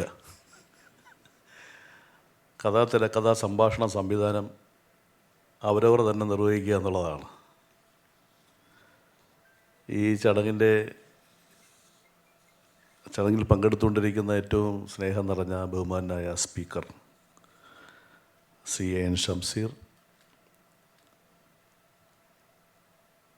നിയമസഭാ secretary in charge Shri Shaji C Baby, Shri Arun S, Shri Vinod, Shri Binu V, Shri Sathikumar, Shri MS Vijayan, അതുപോലെ തന്നെ നിയമസഭാ സ്പീക്കറുടെ PS, എൻ്റെ PS അടക്കം ഇവിടെ സന്നിഹിതരായിരിക്കുന്ന ഏറ്റവും സ്നേഹം നിറഞ്ഞ സഹോദരന്മാരെ, വളരെയേറെ സന്തോഷത്തോടു കൂടിയാണ് ഞാൻ നിങ്ങളുടെ മുന്നിൽ നിൽക്കുന്നത്. ഒരിക്കൽ പോലും എൻ്റെ ജീവിതത്തിൽ ഇങ്ങനെ ഒരാളായി ഇവിടെ നിൽക്കുമെന്ന് ഞാൻ സ്വപ്നത്തിൽ പോലും വിചാരിച്ച ആളല്ല. കാരണം ഞാനൊരു കർഷക തൊഴിലാളി കുടുംബത്തിൽ ജനിച്ച ആളാണ്. വലിയ രാഷ്ട്രീയ പാരമ്പര്യമൊന്നും ഒന്നുമില്ലാത്ത കാലഘട്ടം.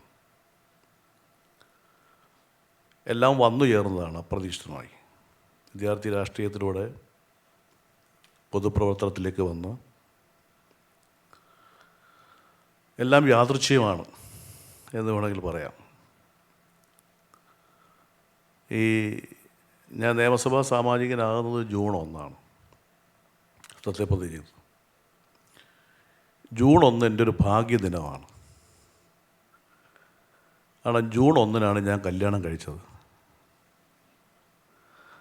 കല്യാണം കഴിച്ചതിന് ശേഷമാണ് എനിക്ക് ഭാഗ്യമെല്ലാം വരുന്നത്. എൻ്റെ ഭാര്യയുടെ ഭാഗ്യമാണെന്നാണ് എനിക്ക് തോന്നുന്നത്. ജൂൺ 1 കല്യാണം കഴിച്ചു. അതിനുശേഷം ഞാൻ പഞ്ചായത്ത് പ്രസിഡൻ്റായി കൊട്ടാരക്കര.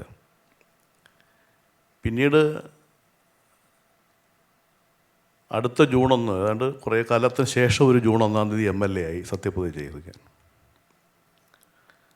പിന്നീട് 2021 ജൂൺ 1 ഡെപ്യൂട്ടി സ്പീക്കറായി. അപ്പോൾ ജൂൺ 1 ഒരു ചരിത്രം എൻ്റെ ഭാഗ്യ ചരിത്രം കൂടിയാണ് അത് ഞാൻ കാണുന്നത്. അതെൻ്റെ ഭാര്യയുടെ ഭാഗ്യം കൂടിയാണെന്നാണ് ഞാൻ കരുതുന്നത്.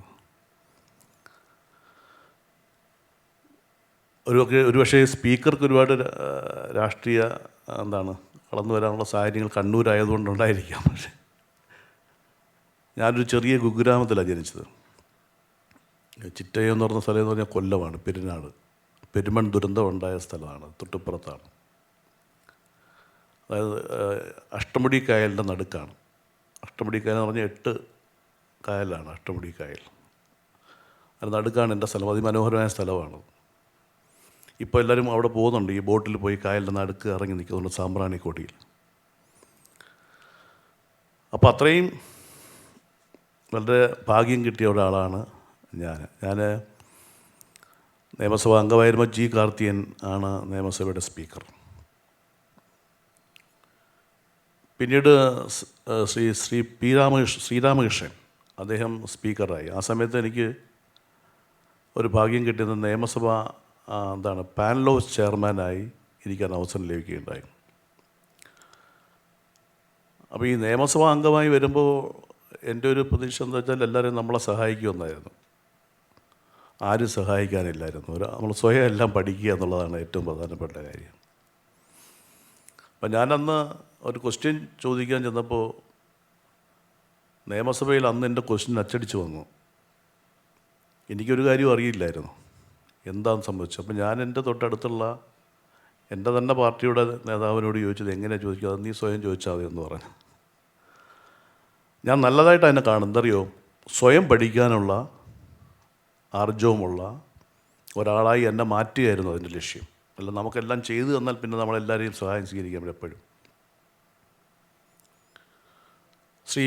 ശ്രീരാമകൃഷ്ണൻ സ്പീക്കറായിരുന്ന സമയത്ത് പാനൽ ഓഫ് ചെയർമാനായി ഞാൻ വരുമ്പോൾ ശരിക്കും നിയമസഭാ നടപടികൾ എങ്ങനെയാണ് എന്ന് മനസ്സിലാക്കാൻ എനിക്കത് അവസരം ലഭിക്കുകയുണ്ടായി. കാരണം ഒരു സുപ്രഭാതത്തിൽ അറിയാത്ത ഒരാളിനെ വെള്ളത്തിലേക്ക് എടുത്തിട്ടാൽ എന്തായിരിക്കും അവസ്ഥ? ഒരിക്കലും നീന്താൻ പഠിച്ചിട്ടില്ല, വെള്ളം എന്താണെന്ന് കണ്ടിട്ടില്ല, അങ്ങനെ ഒരാളെ വെള്ളത്തിലേക്ക് എടുത്തിട്ടാൽ മുങ്ങിച്ചാകുക അല്ല വേറെ പ്രശ്നമില്ല. അപ്പോൾ അതുപോലെ നിയമസഭ നടപടിക്രമം എന്താണെന്ന് അറിയാൻ പറ്റാതിരുന്ന ഒരു ദിവസത്തിൽ എന്നെ പിടിച്ച് നിയമസഭയിൽ പാനൽ ഓഫ് ചെയർമാനാക്കി. അടുത്ത നിയമസഭ വരുമ്പോൾ എന്നെ വിളിച്ചു പറഞ്ഞു, ചിറ്റയം ഗോപകുമാറാണ് പാനൽ ഓഫ് ചെയർമാൻ. ഞാൻ പോയി എന്നെ വിളിച്ച് അവിടെ ഇരുന്നു. അപ്പോൾ നിയമസഭാ സെക്രട്ടേറിയറ്റിൽ സ്പീക്കറുടെ PS കാര്യം പറഞ്ഞു വന്നു. പക്ഷെ പിന്നീട് നമ്മളതെല്ലാം മനസ്സിലാക്കി. അപ്പോഴും ഞാൻ ധരിച്ചില്ല സ്പീക്കറാവുമെന്ന് കേട്ടോ, ഡെപ്യൂട്ടി സ്പീക്കറാവുമെന്ന് അപ്പോഴും ഞാൻ ധരിച്ചിരുന്നില്ല. പിന്നീട് 2021 ഡെപ്യൂട്ടി സ്പീക്കറായി ശ്രീ MP രാജേഷ് ആയിരുന്നു അന്ന് സ്പീക്കർ. ശ്രീ MP രാജേഷ് സ്പീക്കറായ സമയത്ത് അദ്ദേഹത്തിനോടൊപ്പം ഡെപ്യൂട്ടി സ്പീക്കറായി പ്രവർത്തിക്കാൻ അവസരം ലഭിക്കുകയുണ്ടായി.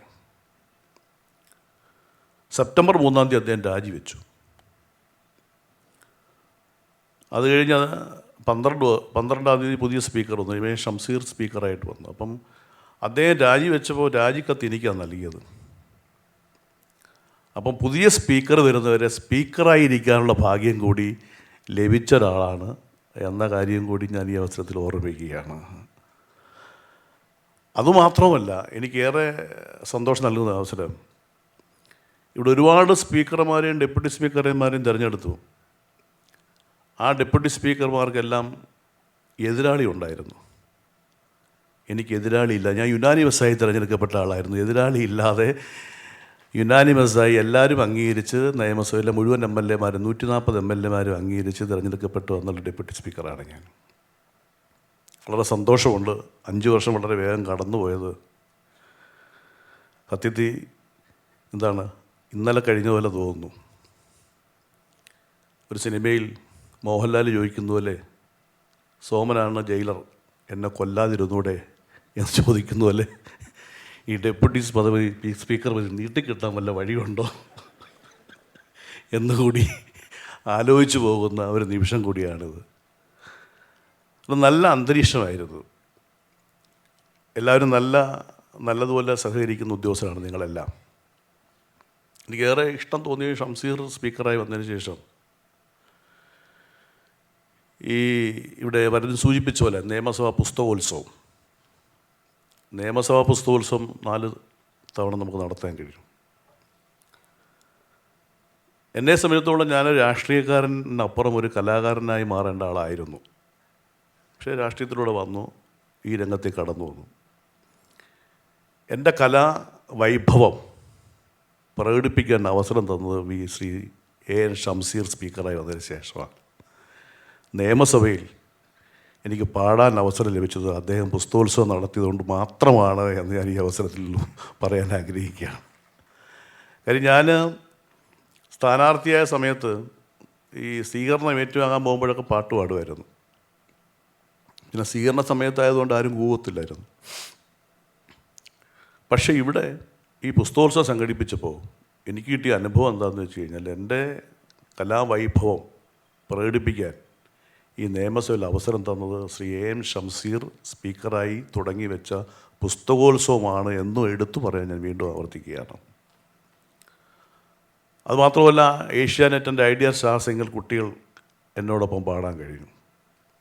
പ്രഗത്ഭനായിട്ടുള്ള സംഗീതജ്ഞൻ, സംഗീത സംവിധായകൻ, ഗായകൻ, ഗിറ്റാറിസ്റ്റ് ഒക്കെ ആയിരുന്നു സ്റ്റീഫൻ ദേവസ്യ എൻ്റെ പാട്ടിന് ഈണം പകർന്നു, സംഗീതം നൽകി. അദ്ദേഹം ഈ ഓർക്കസ്ട്ര വായിച്ചു എന്നുള്ളത് ഞാൻ മറക്കാൻ പറ്റാത്തൊരു കാര്യമാണ്. എനിക്ക് ഒരിക്കലും മറക്കാൻ പറ്റുന്ന ഒരു കാര്യമല്ല. മനോരമയും അമൃത ചാനലും ഒക്കെ അവരുടെ ഫേമസ് ആയിട്ടുള്ള ചാനലിൽ എനിക്ക് ഈ പാട്ട് പാടാനൊക്കെ അവസരം തന്നത് ഈ കാലയളവാണ് എന്നുള്ളത് ഞാൻ ഓർക്കുകയാണ്. ഞാൻ അത്രയും പറയുക മാത്രമല്ല, ഞാനിവിടെ നിയമസഭയിലെ 2 ജീവനക്കാരോടൊപ്പം ഷോർട്ട് ഫിലിമിൽ അഭിനയിക്കാനും പറ്റി എനിക്ക്. അപ്പോൾ അതൊക്കെ എൻ്റെ ജീവിതത്തിലെ ഏറ്റവും വലിയ ഒരു കാര്യമായിട്ടാണ് ഞാൻ ഓർക്കുന്നത്. മാത്രമല്ല, കഴിഞ്ഞ 15 വർഷം നിയമസഭാ അംഗം എന്നുള്ളത് നിൽക്കുമ്പോൾ എൻ്റെ ആരോഗ്യം സംരക്ഷിച്ച ആളാണ് ഇവിടെ ഇരിക്കുന്ന ഡോക്ടർ രാജേഷ്.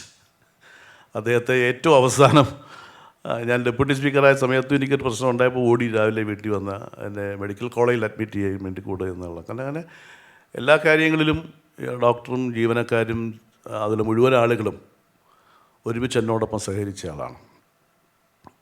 നമ്മളീ നിയമസഭ ശരിക്കും പറഞ്ഞാൽ നിയമസഭ എന്ന് പറഞ്ഞാൽ നിയമനിർമ്മാണ സഭയാണ്, നമുക്കെല്ലാവർക്കും അറിയാം.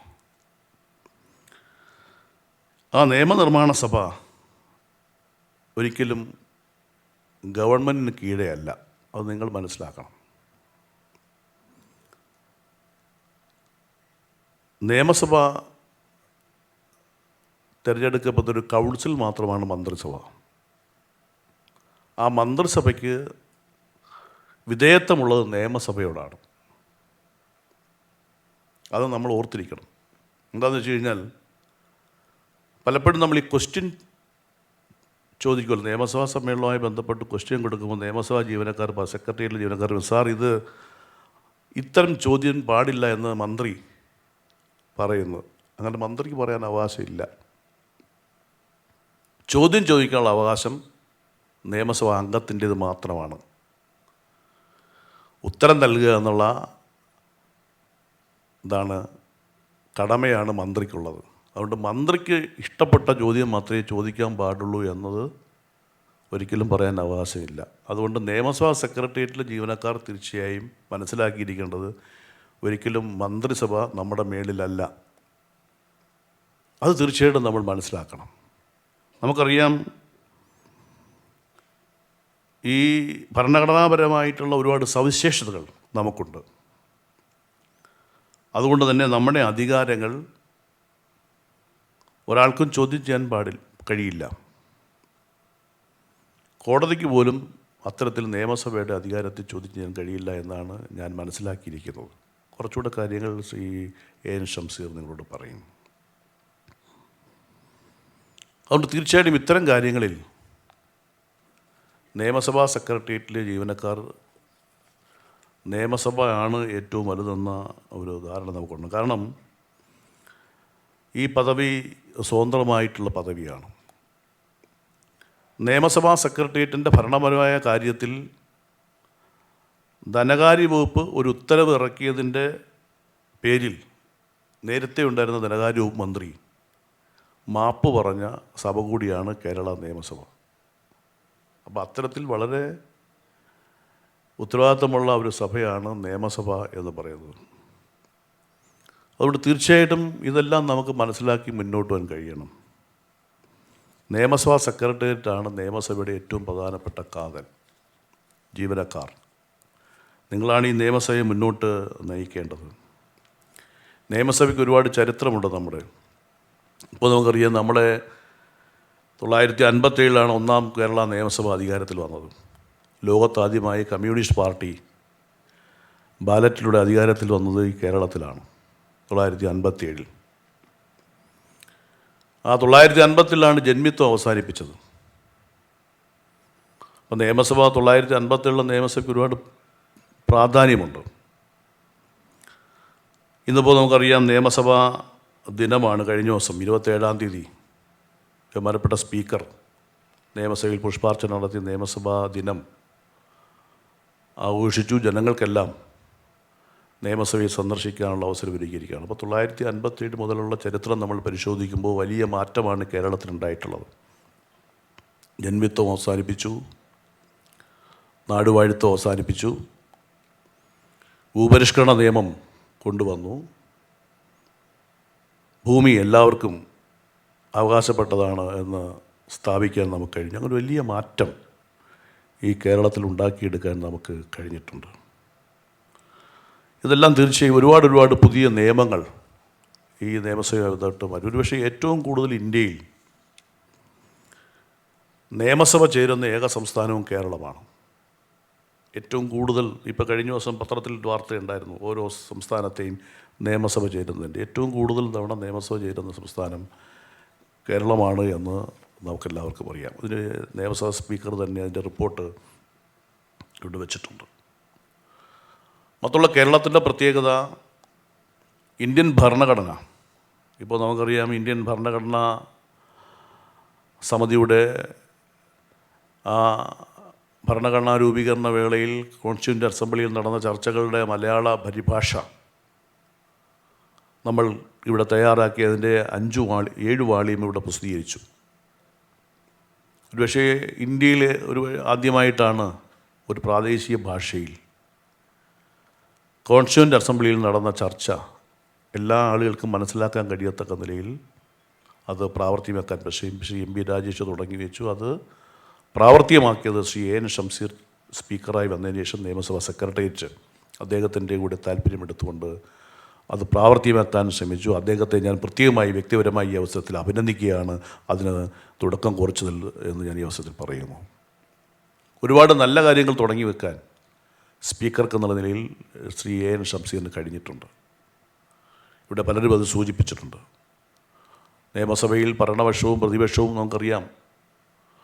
ഭരണപക്ഷത്തിൻ്റെ ഭരണഘടനാപരമായിട്ടുള്ള ഉത്തരവാദിത്വം നിർവഹിക്കാനോടൊപ്പം തന്നെ പ്രതിപക്ഷത്തിൻ്റെ അവകാശങ്ങൾ സംരക്ഷിക്കുക കൂടി വേണം.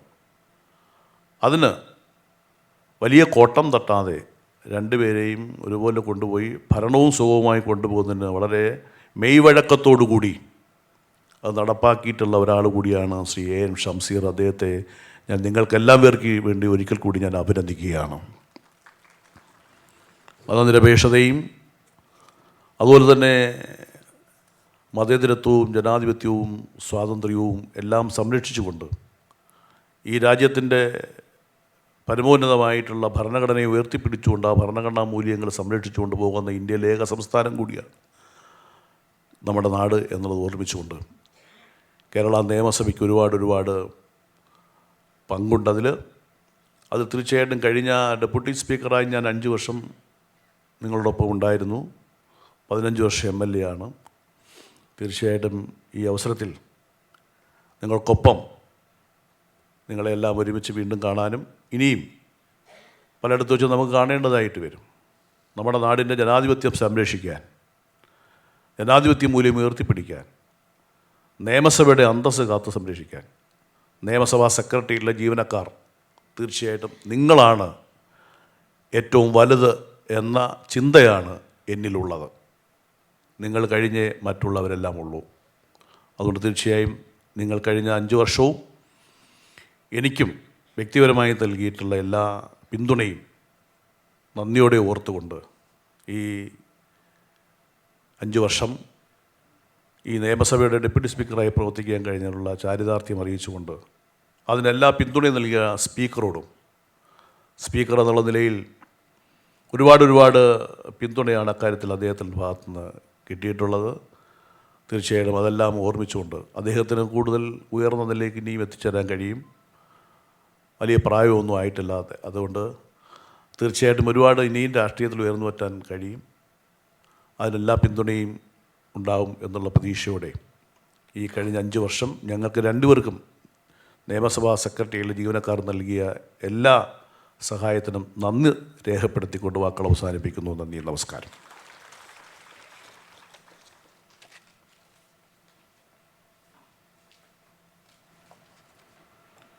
വേദിയിലിരിക്കുന്ന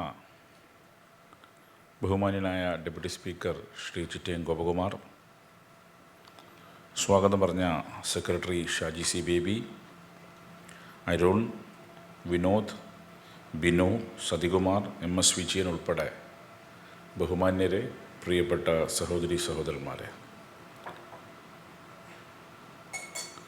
ഡെഡ് ബോഡിക്ക് ചെവികൾക്കും ഇല്ലെന്ന് ഇന്നേ ഒരു ശാസ്ത്രവും തെളിയിച്ചിട്ടില്ല. ഡെഡ് ബോഡിക്ക് സാധാരണ ചെവി കേൾക്കില്ല എന്നാണ് നമ്മുടെ വിശ്വാസം. പക്ഷേ നമ്മൾ അനുശോചന പ്രസംഗങ്ങൾ നടത്താറുണ്ട്. ജീവിച്ചിരിക്കുമ്പോഴുള്ള എൻ്റെയും ചിറ്റയത്തിൻ്റെ അനുശോചന പ്രസംഗമാണ് നിങ്ങൾ നടത്തിയത്. അത് അപൂർവം മാത്രമേ ലഭിക്കൂ. സാധാരണ ഇപ്പം ഞാൻ മരിച്ചാൽ അല്ലെങ്കിൽ ചിറ്റയം മരിച്ചാൽ നിങ്ങൾ അവിടെ വന്ന് എന്ത് പ്രസംഗിച്ചാലും നമ്മൾ കേൾക്കുന്നില്ല. പക്ഷേ ഇവിടെ ഇരിക്കുമ്പോൾ നിങ്ങൾ പറഞ്ഞുകൊണ്ട് ഞങ്ങൾക്ക് കേട്ടു. കഴിഞ്ഞ 3.5 വർഷം നിങ്ങൾ എനിക്ക് നൽകിയ പിന്തുണയും 5 വർഷം ചിറ്റയത്തിന് നൽകിയ പിന്തുണയുമെല്ലാം നിങ്ങളിവിടെ മനോഹരമായി ഞങ്ങളോട് പങ്കുവച്ചു. എന്നെക്കുറിച്ചും ചിറ്റയത്തെക്കുറിച്ചും നിങ്ങൾ പറഞ്ഞ നല്ല വാക്കുകൾക്ക് ആദ്യമായി നിങ്ങളോടെല്ലാം ഞാൻ നന്ദി പറയുകയാണ്. ഒരു യാത്രയപ്പം ആദ്യമായിട്ടാണ് ലഭിക്കുന്നത്. കാരണം ഒരു യാത്രയപ്പിൽ പങ്കെടുക്കുക എന്നല്ലാതെ യാത്രയപ്പ് സമ്മേളനം നിരവധി ഉദ്ഘാടനം ചെയ്തിട്ടുണ്ട്. പക്ഷെ എനിക്ക് ആദ്യമായിട്ടാണ് ഒരു യാത്രയപ്പ് ലഭിക്കുന്നത്. പണ്ട് SFIയിൽ നിന്ന് വിടവാങ്ങൽ ഉണ്ടാകുമായിരുന്നു. വിടവാങ്ങൽ എന്ന് പറയുമ്പോൾ SFIയിൽ നിന്ന് DYFIയിലേക്കുള്ള വിടവാങ്ങലാണ്. വിടവാങ്ങൽ പ്രസംഗം നടത്താറുണ്ട്. പക്ഷെ ഇതൊരു യാത്രയപ്പാണ്, അനിവാര്യമായ യാത്രയപ്പാണ്. എല്ലാ സ്ഥാനങ്ങളും താൽക്കാലികമാണ് എന്ന ബോധ്യമുള്ളൊരു പൊതുപ്രവർത്തകനാണ് ഞാൻ. ഏത് സ്ഥാനങ്ങളും ഒന്നും ശാശ്വതമായി എല്ലാ കാലത്തും എല്ലാവർക്കും ലഭിക്കില്ല എന്ന പൂർണ്ണ ബോധ്യമുണ്ട്. കുറച്ച് കാലം ഒരു സ്ഥാനത്തിരിക്കും, പിന്നീട് ഈ സ്ഥാനം അനിവാര്യമായി ഒഴിഞ്ഞു കൊടുക്കേണ്ടി വരും. ആ സ്ഥാനത്തിരിക്കുമ്പം പരമാവധി നല്ല കാര്യങ്ങൾ ചെയ്യുക, അതിനുവേണ്ടി ആത്മാർത്ഥമായി പരിശ്രമിക്കുക, ഇതാണ് എന്നെ നയിക്കുന്ന വികാരം. പരമാവധി നിങ്ങൾക്ക് വേണ്ടി നല്ല കാര്യങ്ങൾ ചെയ്യാൻ വേണ്ടി പരിശ്രമിച്ചു. എല്ലാ കാര്യങ്ങളും പൂർണ്ണതയിലേക്ക് എത്തിക്കാൻ സാധിച്ചോ എന്ന് ചോദിച്ചാൽ ഒരുപക്ഷെ ഇല്ല എന്നായിരിക്കും ഉത്തരം. എല്ലാവരെയും തൃപ്തിപ്പെടുത്താൻ സാധിച്ചോ എന്ന് പറഞ്ഞാൽ എല്ലാവരെയും തൃപ്തിപ്പെടുത്താൻ സാധിച്ചില്ല എന്ന പൂർണ്ണ ബോധ്യം ഇവിടെ ഇരിക്കുമ്പോൾ എനിക്കുണ്ട്. എല്ലാവരെയും തൃപ്തിപ്പെടുത്താൻ ഒരിക്കലും സാധിക്കുകയുമില്ല. പരമാവധി ന്യായത്തിൻ്റെ പക്ഷത്ത് നിൽക്കുക, പരമാവധി ആളുകളെ തൃപ്തിപ്പെടുത്താൻ ശ്രമിക്കുക, അവരുടെ അവകാശങ്ങൾ സംരക്ഷിക്കാൻ ശ്രമിക്കുക. അതിനുവേണ്ടി ഈ 44-ാമത്തെ മാസത്തിലേക്ക് പ്രവേശിക്കുമ്പം ചെയ്തു എന്ന പൂർണ്ണ ബോധ്യമാണ് എനിക്കുള്ളത്. ഞാൻ നിയമസഭയിൽ ആദ്യമായി വരുന്നത് 2016-ലാണ്. ആദ്യമായി വരുന്നതെന്ന് പറഞ്ഞാൽ ഇതുവരെ നിയമസഭ കാണാൻ വന്നിട്ടില്ല. നിയമസഭാ സാമാജികനായിട്ടാണ് ഇതിൻ്റെ അകത്തേക്ക് പ്രവേശിക്കുന്നത്. നിയമസഭയ്ക്ക് പുറത്ത് കുറേ സമരമൊക്കെ ചെയ്തിട്ടുണ്ട്, ഇഷ്ടം പോലെ. പക്ഷെ നിയമസഭയിൽ അകത്ത് ആദ്യമായി വരുന്ന സാമാജികനായിട്ടാണ് 2016-ൽ. 2022-ലാണ് സെപ്റ്റംബർ മാസം 12-ാം തീയതി ഈ സഭയുടെ നാഥനായി എന്നെ തിരഞ്ഞെടുക്കുന്നത്. അതും വളരെ വേദനയോടുകൂടി ഏറ്റെടുക്കേണ്ടി വന്നതാണ്. കാരണം ഞാനെന്ന പൊതുപ്രവർത്തകൻ രൂപപ്പെടുത്തുന്നതിൽ ഏറ്റവും പ്രധാന പങ്ക് വഹിച്ചവരിൽ ഒരാളായ സഖാവ് കോടിയേരി ബാലകൃഷ്ണൻ CPIM-ൻ്റെ സംസ്ഥാന സെക്രട്ടറി പദം ഒഴിഞ്ഞപ്പം ആ സ്ഥാനത്തേക്ക് അന്നത്തെ മന്ത്രിസഭയിലുണ്ടായിരുന്ന ഗോവിന്ദ മാസ്റ്റർ സ്ഥാനം ഏറ്റെടുക്കുകയും തുടർന്ന് നടന്ന ഷഫ്ലിങ്ങിലാണ് ഞാൻ സ്പീക്കറായി ചുമതലയേറ്റെടുത്തത്. ഒരുപക്ഷെ ജീവിതത്തിൽ ഏറ്റവും പ്രതിസന്ധി ഉണ്ടാക്കിയ നിമിഷമെന്ന് ചോദിച്ചാൽ, ഞാൻ ഏറെ ബഹുമാനിക്കുന്ന, ഞാൻ ഏറെ ആദരിക്കുന്ന എൻ്റെ നേതാവിൻ്റെ ചരമോപചാരം വായിക്കേണ്ട അവസ്ഥ എന്നിലുണ്ടായപ്പോഴാണ്. കാരണം ഞാനെന്ന പൊതുപ്രവർത്തകർ രൂപപ്പെടുന്നതിൽ ഏറ്റവും നിർണായക പങ്ക് വഹിച്ചവരിൽ ഒരാളായിരുന്നു സഖാവ് കോടിയേരി ബാലകൃഷ്ണൻ. എന്നെപ്പറ്റി പലരും പലതും പറഞ്ഞിട്ടുണ്ട്, പലരും പരിഹസിച്ചു. അന്നും ഇന്നും ഞാൻ പറഞ്ഞത് don't judge the book by seeing its cover എന്നായിരുന്നു.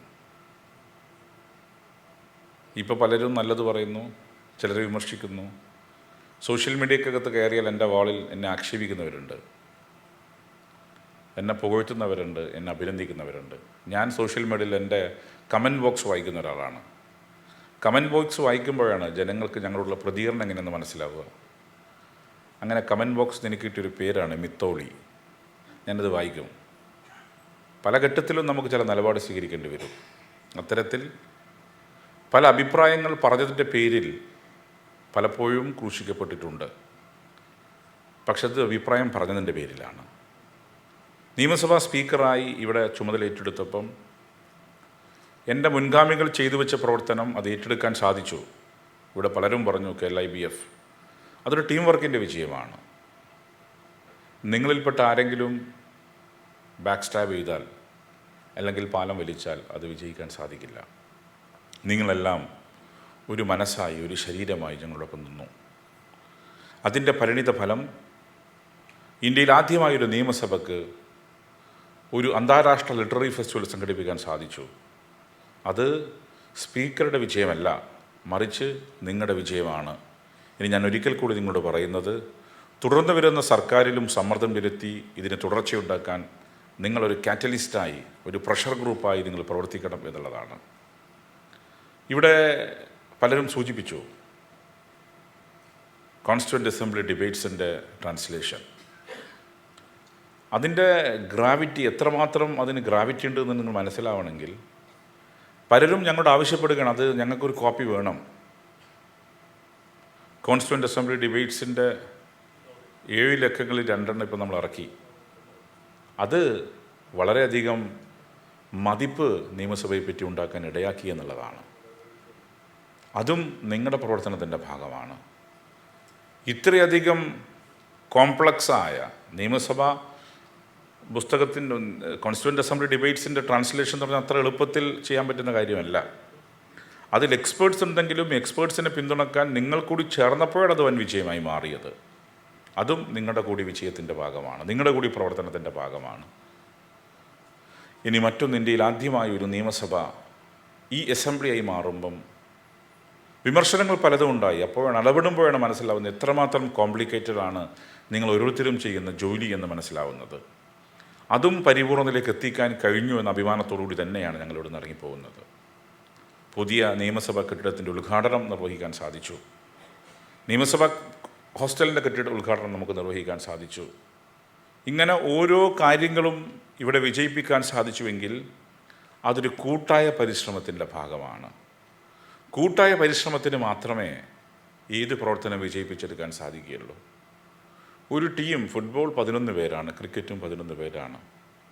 ടീം ജയിക്കണമെങ്കിൽ 11 പേരും ഒരേപോലെ കളിക്കണമെന്നില്ലെങ്കിലും 11 പേരും കളിച്ചാൽ മാത്രമേ ജയിക്കൂ. 11 പേരിൽ 3-4 ആളുകൾ കള്ളക്കളി കളിക്കുകയും ബാക്കി 7 പേർ ആത്മാർത്ഥമായി പ്രവർത്തിക്കുകയും ചെയ്താൽ, കളിക്കുകയും ചെയ്താൽ ടീം ജയിക്കില്ല. ഒരു ടീം സ്പിരിറ്റ് ഉണ്ട്. തീർച്ചയായും 2021, 2021, 2026 കാലഘട്ടത്തിൽ എനിക്ക് മനസ്സിലാക്കാൻ സാധിക്കുന്ന കാര്യം, ഒരു ടീം വർക്കിൻ്റെ ഭാഗമാണ് കേരള നിയമസഭയ്ക്ക് എന്തെല്ലാം പേര് പൊതുസമൂഹത്തിൽ ഉണ്ടായിട്ടുണ്ടോ അതിൻ്റെ എല്ലാം ക്രെഡിറ്റ് നിങ്ങൾക്കുള്ള ക്രെഡിറ്റാണ്. അത് പങ്കുവെക്കുന്നതിന് എനിക്ക് യാതൊരു മടിയുമില്ല. അത് എൻ്റെ നേട്ടമാണ്, ഞാൻ എവിടെയും പറയാൻ ആഗ്രഹിക്കുന്നില്ല. നിങ്ങളുടെ കൂടി പരിശ്രമത്തിൻ്റെ ഭാഗമാണ് നമുക്കുണ്ടാക്കാൻ സാധിച്ച എല്ലാ നേട്ടങ്ങളും. ഒരു സംശയവും നിങ്ങൾക്ക് വേണ്ട. അതുകൊണ്ട് പ്രവർത്തനങ്ങൾ പൂർണ്ണതയോ ഇനിയും ഏറ്റെടുത്ത് മുന്നോട്ട് പോകാൻ സാധിക്കണം. ചലഞ്ചസ് ഏറ്റെടുക്കാൻ സാധിക്കണം. പലപ്പോഴും നിങ്ങളിൽപ്പെട്ട പലരും ചലഞ്ചസ് ഏറ്റെടുക്കാൻ തയ്യാറാവില്ല. നിങ്ങളിൽ അന്തർലീനമായി കിടക്കുന്ന കഴിവുകൾ ഒരുപാടുണ്ടാകും.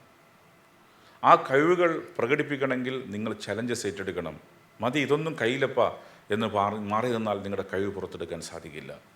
നിങ്ങളുടെ കഴിവ് പൂർണ്ണമായും പുറത്ത് പ്രകടിപ്പിക്കപ്പെട്ട ഫംഗ്ഷനായിരുന്നു KLIBF. അതുപോലെ ഇനിയും നിരവധി പ്രവർത്തനങ്ങൾ ഏറ്റെടുത്ത് മുന്നോട്ട് പോകാൻ നിങ്ങൾക്ക് സാധിക്കണം എന്നുള്ളതാണ്.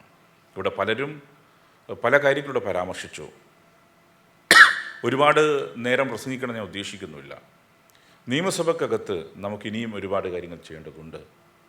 ജഗ്ദീപ് ധൻകർ ഉദ്ഘാടനം ചെയ്തു പോയ നിയമസഭയുടെ മോഡേണൈസേഷൻ അല്ലെങ്കിൽ നവീകരണം, അത് സമയബന്ധിതമായി പൂർത്തീകരിക്കാൻ നമുക്ക് സാധിക്കണം. ഇതൊരു മനോഹരമായ ഒരു ലോഞ്ചാണ്. ഇത്തരമൊരു ലോഞ്ച് ഇവിടെ ഉണ്ട് എന്നുള്ളത് കേരളത്തിലെ പലർക്കും അറിയില്ല.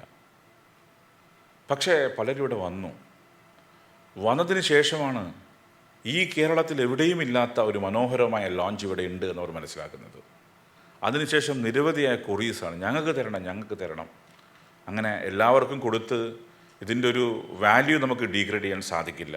അപ്പോഴാണ് ചില മാനദണ്ഡങ്ങൾ ഞങ്ങൾ വെച്ചത്. ഇതൊരു മനോഹരമായ ലോഞ്ചാണ്. ഇതിൻ്റെ താഴെ നമ്മൾ നിർമ്മിക്കാൻ പോകുന്ന ഡൈനിങ്, അതും വളരെ പെട്ടെന്ന് തന്നെ പൂർത്തീകരിച്ച് സമർപ്പിക്കാൻ സാധിക്കണം. അതിനെല്ലാം നിങ്ങളുടെ ആത്മാർത്ഥമായ പിന്തുണ ഉണ്ടാവണം. ആത്മാർത്ഥമായ പിന്തുണ ഉണ്ടെങ്കിൽ മാത്രമേ ഇതെല്ലാം നമുക്ക് പൂർത്തീകരിക്കാൻ സാധിക്കുകയുള്ളൂ. അത് നിങ്ങൾ ഞാൻ പ്രതീക്ഷിക്കുകയാണ്. ഇവിടെ നേരത്തെ പരാമർശിച്ചതുപോലെ എൻ്റെ തുടക്കം പാനലിനകത്ത് 3 വനിതകൾ ഉൾപ്പെടുത്തിയാണെങ്കിൽ നിയമസഭാ സമ്മേളനം അവസാനിക്കുമ്പോഴും 3 വനിതകളെ പാനലിനകത്ത് ഇരുത്തിയാണ് ഞങ്ങൾ പിരിഞ്ഞു പോകുന്നത്.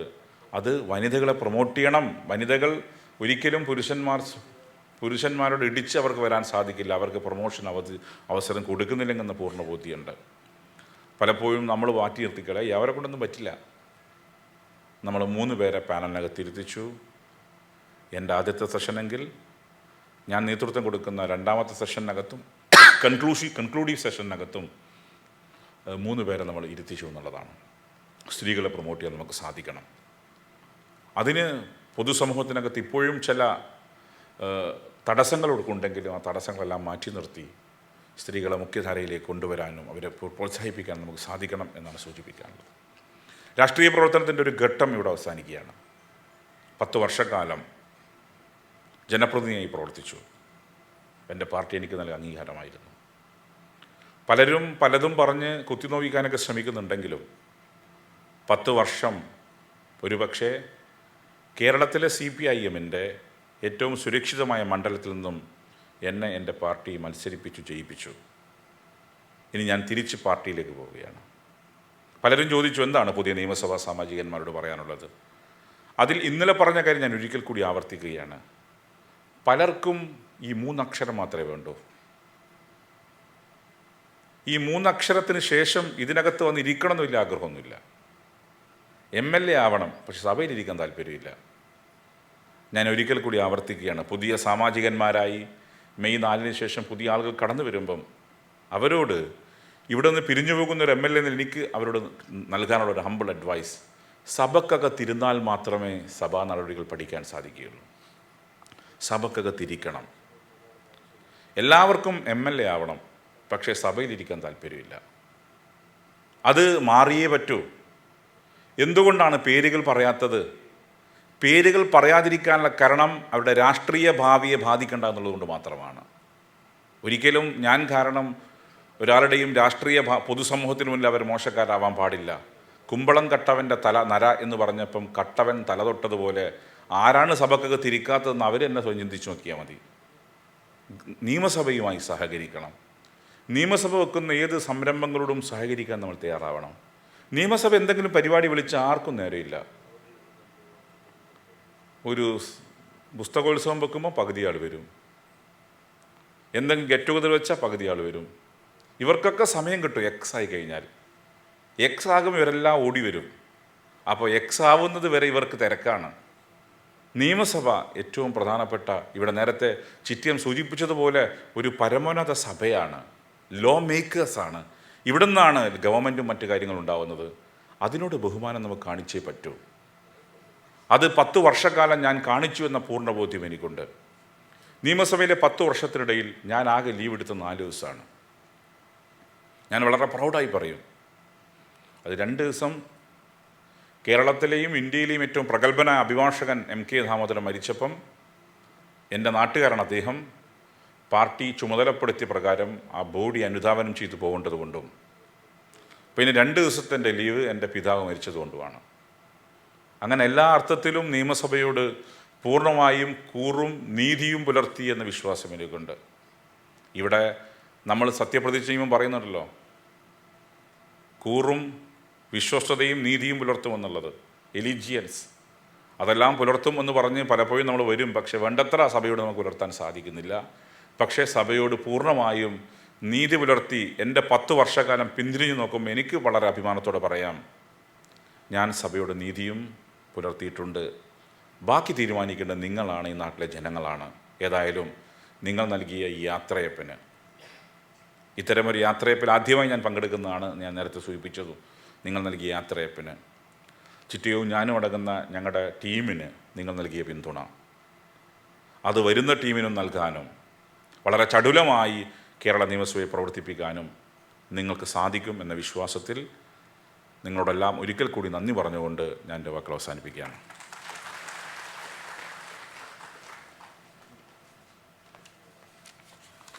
എല്ലാവർക്കും നമസ്കാരം. ഈ വൈകിയ വേളയിൽ എൻ്റെ കർത്തവ്യത്തിലേക്ക് നേരിട്ട് കടക്കുന്നതാണ് നല്ലതെന്ന് തോന്നുന്നു. ആദ്യമായി ഇങ്ങനെയൊരു ചടങ്ങ് സംഘടിപ്പിച്ച് ജീവനക്കാരെ അഭിസംബോധന ചെയ്ത നല്ല വാക്കുകൾ നമുക്ക് സമ്മാനിച്ച ബഹുമാനപ്പെട്ട സ്പീക്കർ ശ്രീ എൻ ഷംസീർ അവകളെ ഹൃദയത്തിൻ്റെ ഭാഷയിൽ നന്ദി രേഖപ്പെടുത്തുന്നു. അദ്ദേഹത്തിൻ്റെ മുന്നോട്ടുള്ള പ്രവർത്തനങ്ങൾക്ക് എല്ലാവിധമായ ഭാവങ്ങളും ഞാൻ വ്യക്തിപരമായി നേരുകയും ചെയ്യുന്നു. അടുത്ത ഈ യോഗത്തിൽ പങ്കെടുത്ത് ജീവനക്കാരെ അഭിസംബോധന ചെയ്ത് ഒരു ഹൃദയസ്പർശിയായ രീതിയിലൊരു പ്രസംഗം കാഴ്ചവെച്ച നമ്മുടെ ബഹുമാനപ്പെട്ട ഡെപ്യൂട്ടി സ്പീക്കർ ശ്രീ ചിറ്റയ ഗോപകുമാർ സാറിനെ അഗൈതവമായ നന്ദി രേഖപ്പെടുത്തുന്നു. ഈ ചടങ്ങിൽ സ്വാഗതം ആശംസിച്ച ബഹുമാനപ്പെട്ട secretary in charge Shri Shaji C ബേബിക്ക് ഔപചാരികതയുടെ പേരിൽ നന്ദി രേഖപ്പെടുത്തുന്നു. അടുത്ത ഈ ചടങ്ങിൽ പങ്കെടുത്ത് ആശംസ അറിയിച്ച Kerala legislature secretary association general secretary Shri Arun S, അതുപോലെ തന്നെ Kerala legislature secretary staff federation general secretary Shri Vinod V, Kerala legislature secretary employees organisation general secretary Vinu B A, അതുപോലെ Kerala legislature secretary staff association general secretary Shri Sathikumar S എന്നിവർക്ക് യോഗത്തിൻ്റെ പേരിൽ നന്ദി രേഖപ്പെടുത്തുന്നു. ഈ യോഗത്തിൽ പങ്കെടുത്ത് സ്പീക്കറുടെ private secretary Shri Manohar sir, അതുപോലെ മറ്റ് പേഴ്സണൽ സ്റ്റാഫ് അംഗങ്ങൾ, ഡെപ്യൂട്ടി സ്പീക്കറുടെ പ്രൈവറ്റ് സെക്രട്ടറി സന്തോഷ് സാറ്, അദ്ദേഹം മറ്റ് പേഴ്സണൽ സ്റ്റാഫ് അംഗങ്ങൾ എന്നിവർക്കും ഞാൻ ഈ യോഗത്തിൻ്റെ പേരിൽ നന്ദി രേഖപ്പെടുത്തുന്നു. ഈ യോഗത്തിൽ ആവശ്യമായ സജ്ജീകരണങ്ങൾ ഏർപ്പെടുത്തിയ പൊതുമരാമത്തിൻ്റെ വിവിധ വിഭാഗങ്ങൾ, അതുപോലെ തന്നെ ഹൗസ് കീപ്പിംഗ്, IT, കേലാംസ് വിഭാഗങ്ങൾ എന്നിവയ്ക്ക് ഈ യോഗത്തിൻ്റെ പേരിൽ നന്ദി രേഖപ്പെടുത്തുന്നു. ഈ യോഗത്തിൽ പങ്കെടുത്ത വാച്ച് ആൻഡ് ഓർഡർ വിഭാഗം, അതുപോലെ തന്നെ ട്രഷറിയിലെ ജീവനക്കാർ എത്തിച്ചേർന്നിട്ടുണ്ട്. ഹെൽത്ത് ക്ലിനിക്കിലെ ഡോക്ടർ രാജേഷ് അടക്കമുള്ള ജീവനക്കാർ എത്തിയിട്ടുണ്ട്. അവർക്ക് എല്ലാം ഞാൻ എൻ്റെ പേരിലും യോഗത്തിൻ്റെ പേരിലും നന്ദി രേഖപ്പെടുത്തുന്നു. അതുപോലെ തന്നെ പാർലമെൻ്ററി പാർട്ടി ഓഫീസിലെ വിവിധ പ്രതിനിധികൾ നമ്മുടെ ക്ഷണം സ്വീകരിച്ച് ഇവിടെ എത്തിച്ചേർന്നിട്ടുണ്ട്. അവർക്കും ഈ യോഗത്തിൻ്റെ പേരിലും എൻ്റെ വ്യക്തിപരമായ പേരിലും നന്ദി രേഖപ്പെടുത്തുന്നു. പിന്നെ ഈ ചടങ്ങിൽ പങ്കെടുത്ത ഈ നിയമസഭാ സെക്രട്ടറിയിലെ ഉന്നത ഉദ്യോഗസ്ഥരടക്കമുള്ള എല്ലാ ജീവനക്കാർക്കും യോഗത്തിൻ്റെ പേരിലും വ്യക്തിപരമായ പേരിലും നന്ദി രേഖപ്പെടുത്തിക്കൊണ്ട് നിർത്തുന്നു. നമസ്കാരം.